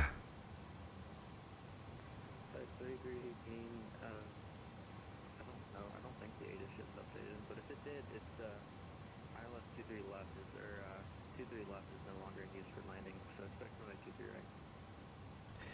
Alrighty, yeah, so I finally looked into the ADAs there. It looks like the ILS is down, correct? Yes, the ILS is out, but they're not advertising landing on the on 23 left. Alrighty, we'll do ILS 23 right for FedEx 3318 Heavy. So, we will plan on doing that. 3318 Heavy, you can descend via the Jack 2 arrival and set maintain 250 knots, and altimeter is 2985. Alrighty, we'll descend via the jacks to arrival, accept maintain 250 knots, and 295 on the meter for FedEx 3318 Heavy. Alrighty, so we got that. The bottom side is at 6,000 at Peyton, so let's go ahead and do that. 6, profile, blah, blah, blah, blah, blah, blah, blah, blah, blah, blah, blah, blah, blah.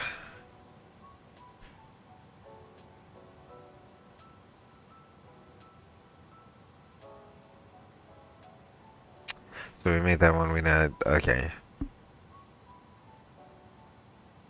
We shall see. I'll manage up the speed here in a little bit. Let me go over here, get the procedures.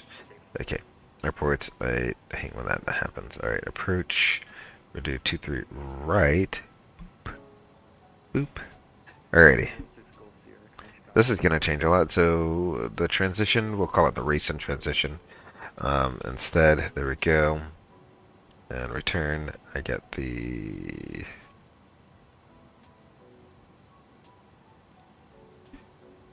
What?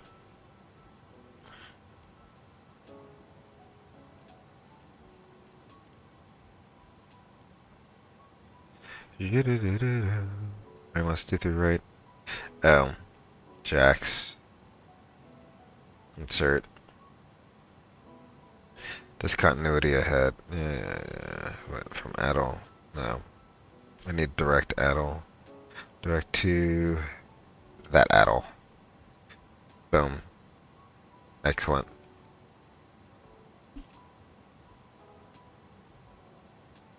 At or below 13, at or above 10. So, I think I can go profile now. And the speed will make a lot of sense. Nope. It wants to do 250 knots. Alright.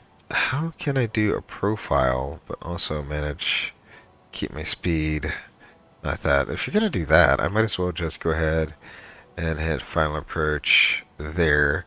That way we're in approach mode. I got the ILS up and armed. We need to be below 10, above 7 and 230 knots, so we're looking good. This got super busy, super quick. Go ahead and get rid of our flight entertainment there. Start up our replay, begin that to recording.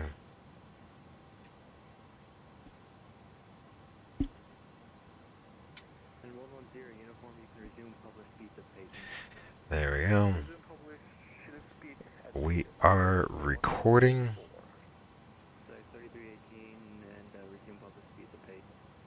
Published at Peyton FedEx 3318 Heavy. We'll resume our published speed at Peyton here. We're below 10, we need to be at or above 7, so that's good.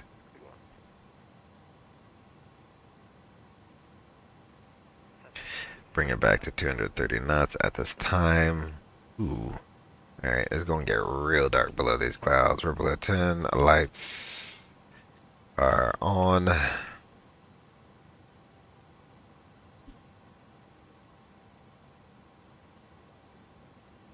Look at that altimeter dive.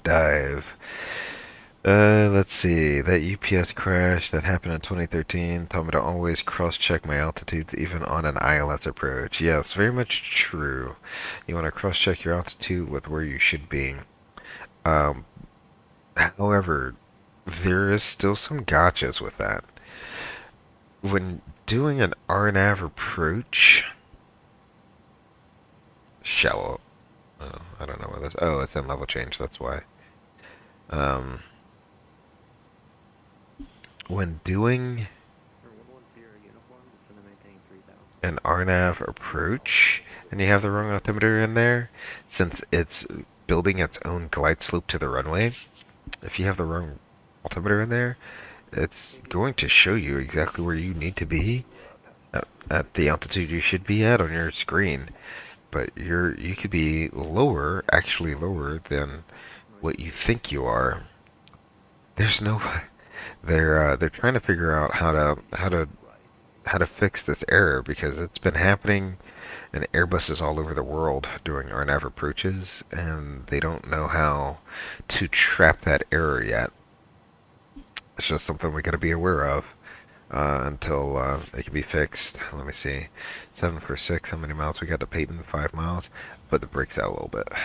Put the boards out just a little bit.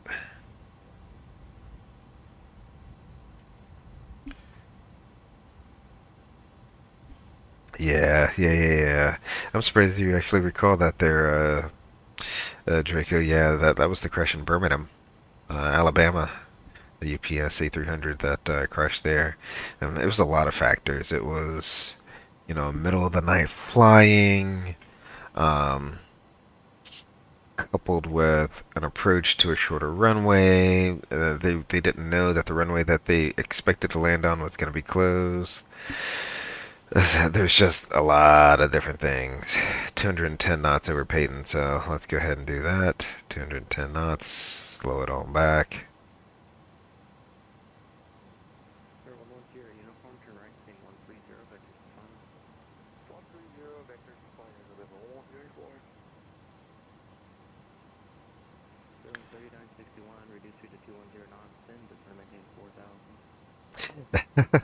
Right? This is why I say it looks so high. Like the viewpoint on this airplane looks just so.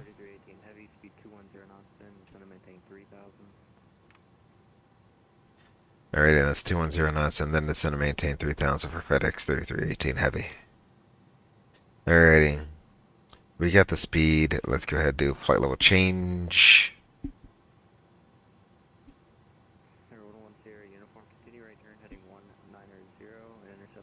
The approach speed is super low. 125, so 130. That's what it's going to be. Look at this view outside right now. You got Indianapolis down there, or at least the airport is right there. I don't know what this area is.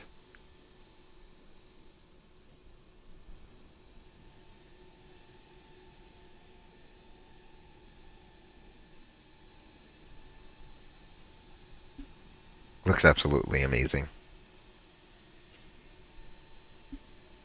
But this is going to make the taxi in take so long because we're going to have to turn off, come all the way back up to Romeo, or all the way back up to Papa all the way across. So it's going to be a long taxi. They might have us take Romeo since they'll probably have people waiting for takeoff at Papa.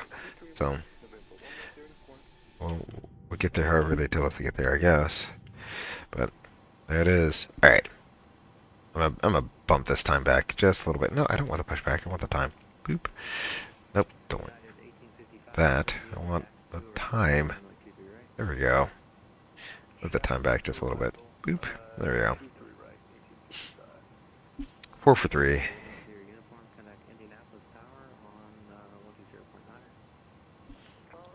Discontinuity ahead. Yep, I know.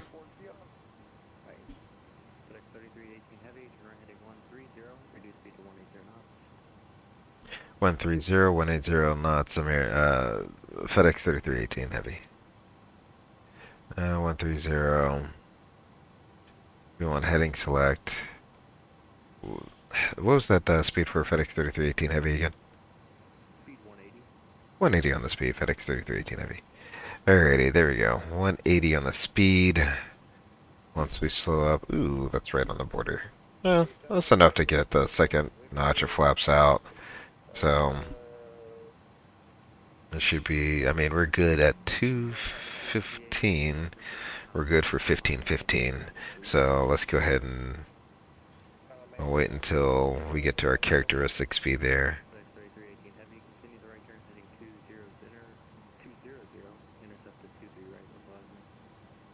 200 to intercept a 23 right localizer for FedEx 3318 heavy. Alrighty, so we want to view our localizer. And let's go ahead and go 1515.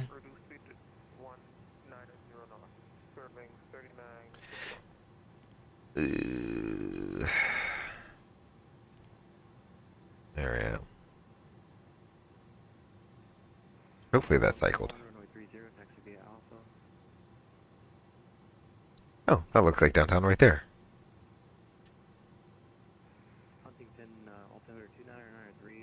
Truly an IFR jet. Yeah, that was by design. 318, the airport is 1 o'clock and 10 miles. We're looking for FedEx 3318 Heavy. Clear wing 3961, turn left heading 270. This is live weather, right? I don't know if we're actually gonna see it. I'm sorry, FedEx 3318 Heavy, you say you had it in sight? Negative. FedEx 3318, you're 6 miles from driver, maintain 3000 till established, cleared out less, runway 23 right. Alright, 3000 till established, cleared ILS 23 right for FedEx 3318 Heavy. Alrighty, we're clear for the approach. Boop. There we go. Well, this is very much interesting. 318 Heavy, maintain 180 knots, the checker, you can contact tower 120.9. 180 to checker, over to tower, you have a great night for FedEx 3318 Heavy. See ya. Good night. Clear wing 3961, fly heading 120.9er. 9529 Gulf, contact Indy Center at 128.225, 2822, have a good flight. Over to 28, 28. Low capture-ish. Oh, you know what it is? Oh my gosh, I still have the old... Wait, no. 11175, oh my gosh. I have the wrong frequency in there. So... let's do this. 2000... do level change. 2000. Alrighty. There it is. And let's do land. Okay. Wow. Alrighty.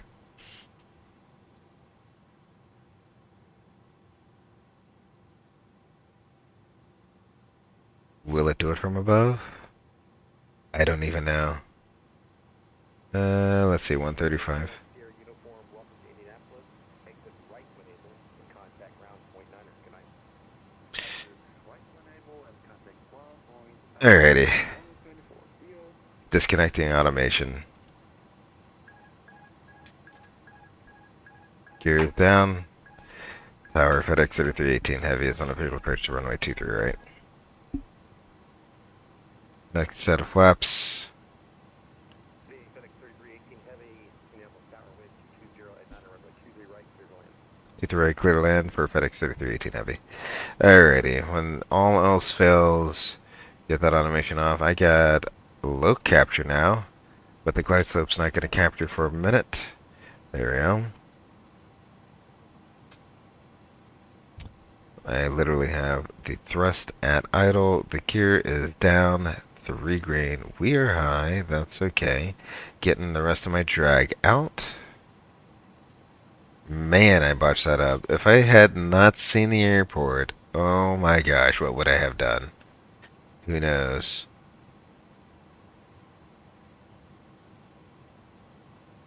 This is where the Airbus complacency will get the best of you. Alrighty. Bringing the power back in from idle. We're gonna go ahead and trim her out, trim her out, trim her out, trim her out. Excellent.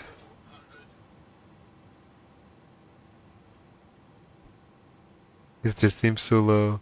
Power, power, power, power.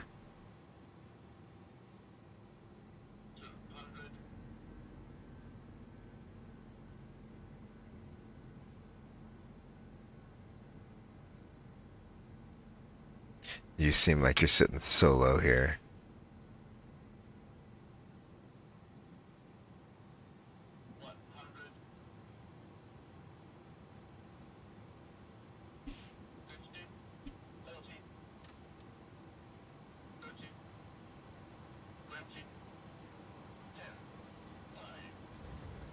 Oh, okay. We're on the ground. I'm pretty sure I did not deploy the spoilers. That's okay. Oh my gosh, what on earth happened there, chat? Welcome to the complacency of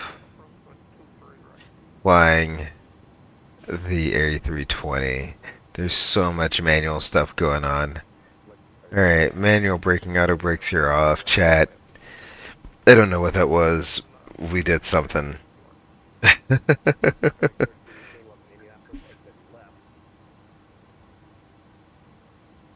Well, exit left for FedEx 3318 Heavy. FedEx 3318 Heavy, taxi to the FedEx ramp. It's going to be a little bit long.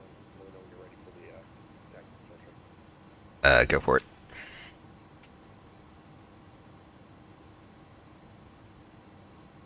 We're ready, FedEx 3318 Heavy. FedEx 3318 Heavy, taxi to the ramp via Bravo, Romeo, Charlie 3, Delta 3, Delta cross runway 23 left at Charlie 3. Alrighty, not that bad. Bravo, Romeo, Charlie, Charlie 3, cross 23 left, Delta 3, Delta to the ramp for FedEx 3318 Heavy. Paper, yeah. IRL, we have basically the entire runway of 23 left shortened. Charlie 3 is closed all over Charlie 1. Very interesting. And, yeah, that's fine. No problemo. I'll get there.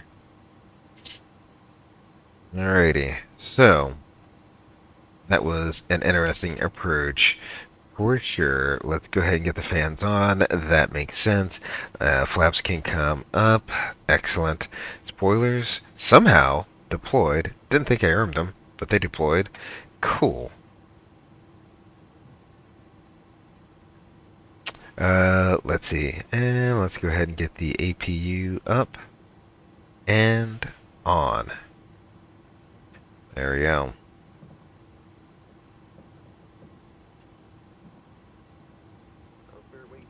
Cycle the flight directors off.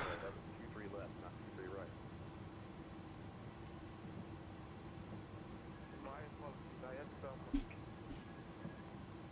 with my aircraft at the last minute. Does this only flip up or down? It should flip down. Charlie uniform. Your click spots are angering me now at iniBuilds. Why can I only click up? There we go. There's off.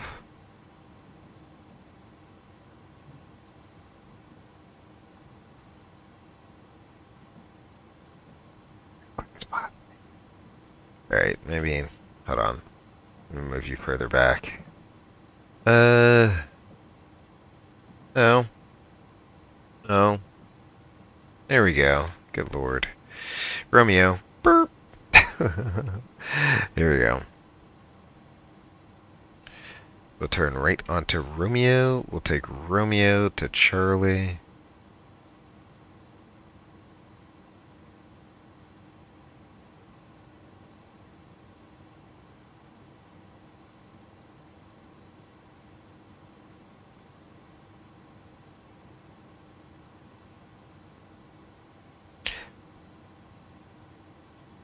These engines are not... Well, no. I mean, I have everything calibrated, but I gotta move my throttles like almost halfway up before they actually start responding. I don't know what that's all about. Definitely like a large null zone for like no apparent reason. Like, if you listen to when it clicks the idle. Okay, yeah. No, I get my throttles about halfway up and they're not in idle. So, I don't know. That's weird. Let's go into throttle calibration. I mean, you see here. Look at that. But it does nothing. You hear that? No clicking into the idle detent there. When it should be doing that. It's weird. Alright. At any rate, it is what it is. Looks like a United 777 getting ready to go somewhere from here.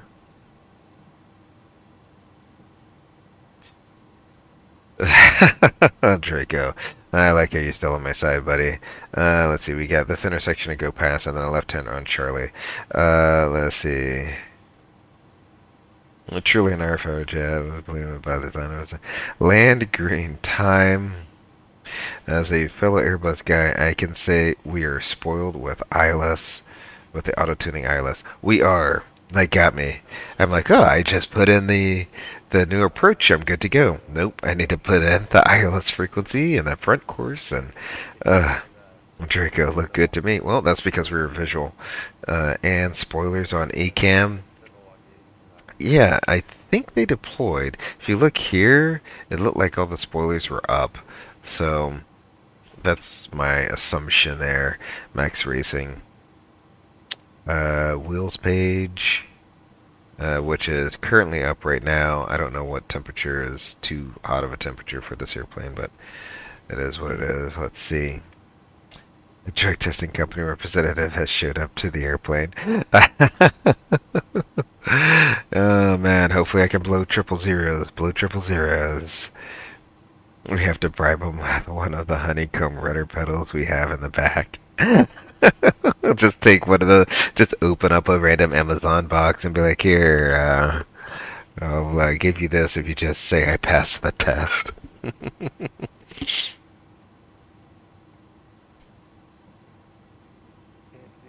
They heard about Gray's love of orange juice. Oh man, look at the 777 over there. Very nice, very nice. And the 220 at 9 are current altimeter 2905, and that is about 30 minutes old. There we go. Thank you. Oh, I didn't get any of the lights. I'll get it after we turn on Charlie here. The left on Charlie, right on Charlie 3.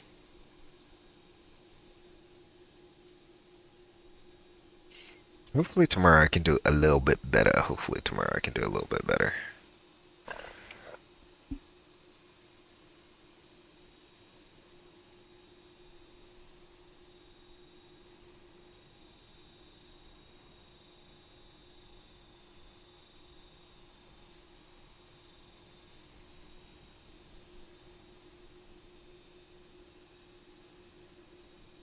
Alright, let's go inside, get the lights all turned off. It would require so much throttle movement just to get it to spool up a few percent. Alrighty, so don't need you anymore, or you anymore, so you can come off. Wing light can come off, and then the turn-offs can come off. There we go.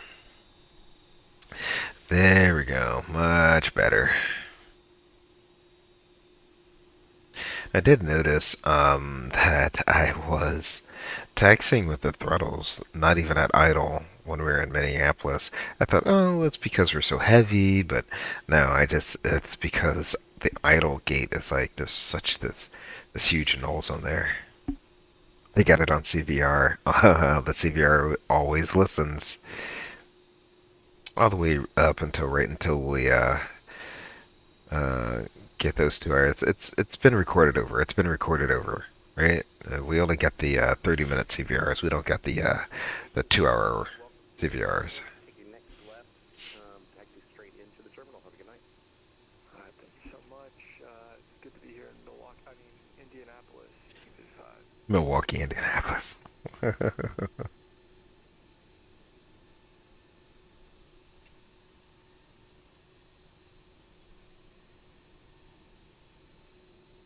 Here's Charlie 3. There we go. We're clear to cross. It is a closed runway, so we're clear to cross.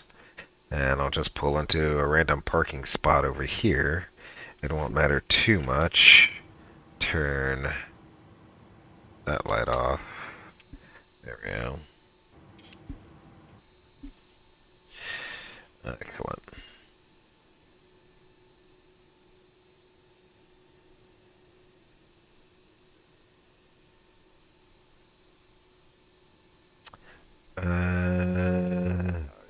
Where am I gonna go in? He didn't say where. Let me go right.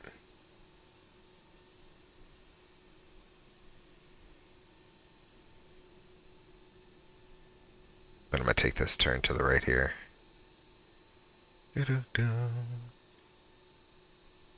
Because you guys can't make a straight taxiway because reasons.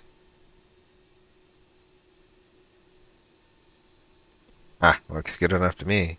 Oh, look, the fire truck is waiting for us. Oh, that's the guy here to administer my breathalyzer right there. He said, "That's it. I saw your flying." Alrighty, we'll just pull straight in. Call that a night.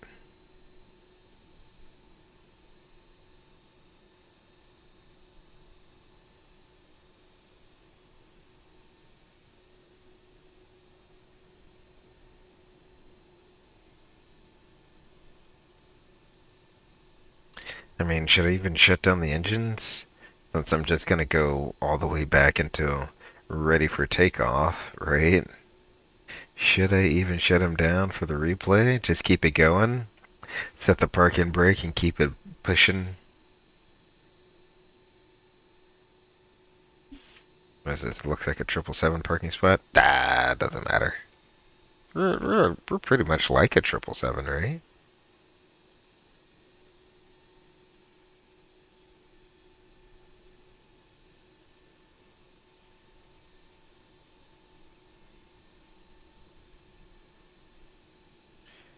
Boop.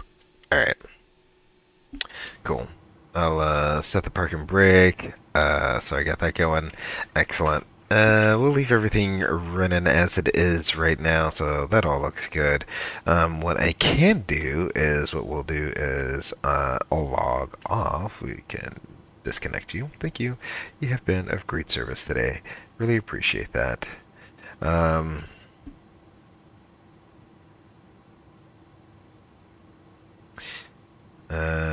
Let's see, hold on. And we need to stop the replay. Recorder stop. There we go. Hopefully it's saving. Hopefully we have a replay to go back to. Excellent. Alright, so without further ado, let's just load right back into the replay. Boop, boop, open you up. And this will be the first time I've ever done a replay on this, so let's see how this works out. Well, nothing crazy yet. Okay. Okay, parking brake is on. That's expected. I'm fine with that. Okay. Okay, I think I'm fine with most of this. Get our lights back on.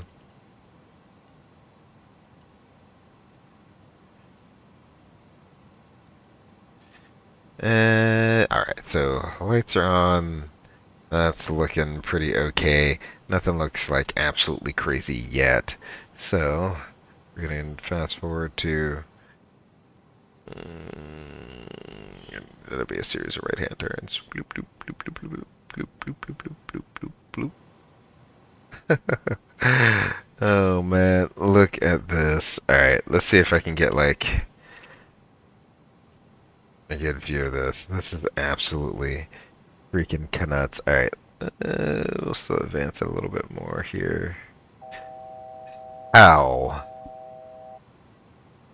I did this. We'll take... How I did this, I have no clue. Alright, let's see what we got here.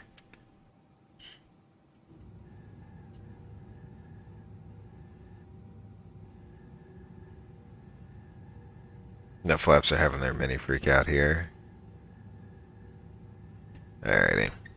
So we'll go full flaps. We'll let them, so they're not doing their whole mini freak out there.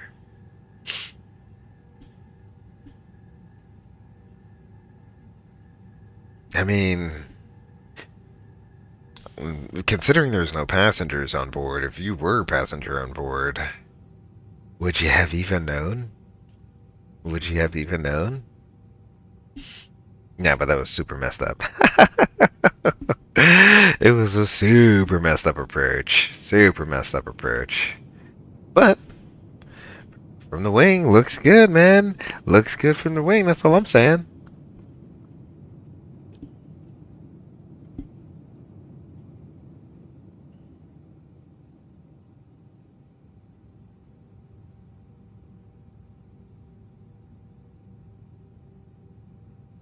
I mean, I definitely did come in a little low. A little fast, too. But that's alright. And that's what I mean, like, the Airbus A little firm, little firm. I'm not gonna lie, it was a little firm, but so the spoilers did deploy. I wonder if that's like just an auto feature. See, Airbus at it again with saving your behind. It knows you didn't arm the ground spoilers, but it said, you're in the landing configuration. I'm gonna deploy them when you land.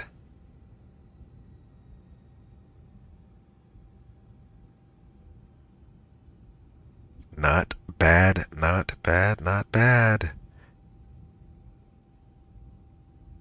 How we saved it after lining up. Pretty much getting ready to line up for the absolute wrong runway. Look at there. Shoo. Come on now. Come on. It was a great save. It was a great save. Alright. You're not going to be able to see like downtown Indy. That's alright. We can get like a terminal shot in there. There we go.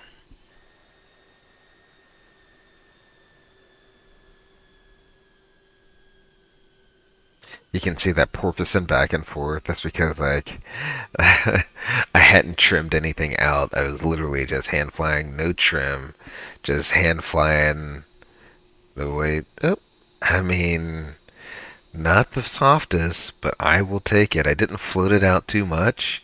Didn't float it out too much. Let's see, where was that touchdown? Right, just there. There? Yeah, we'll call it there. Alright. We'll try to get that,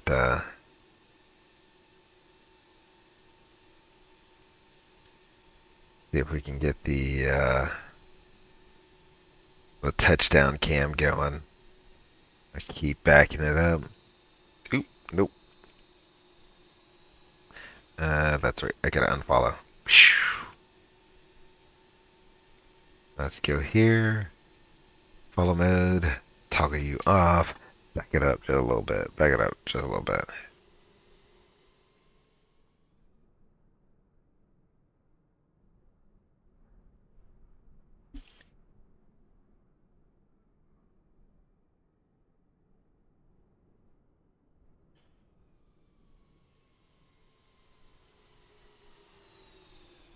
Yeah. Take that all day. Take that all day. Is it butter? No. But I will definitely take that all day. Alrighty. Let's get that drone back. Following again. There we go.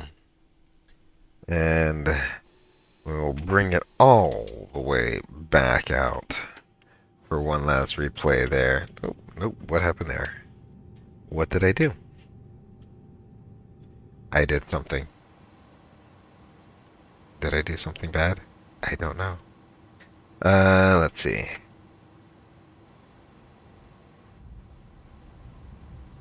Oh, oof. So hard to see it through the rain. Oh, there we go.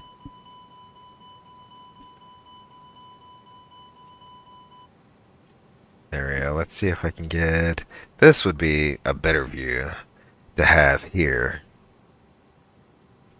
There we go. We will release the hounds. And with that, I'd like to thank... Oh, you're going to act like that. I'll just turn you down. We will thank everybody who came out for the stream tonight.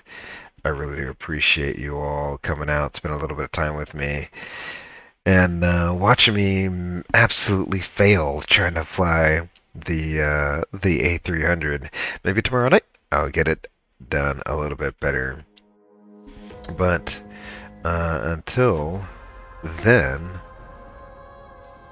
Max Racing, Draco, thanks for coming, talking to me in chat, keeping me company, watching me learn a new airplane. Hope to see you tomorrow night for our next stream. Until then, everybody, just remember to take care of yourselves and each other. I'm Grey Eagle. Peace.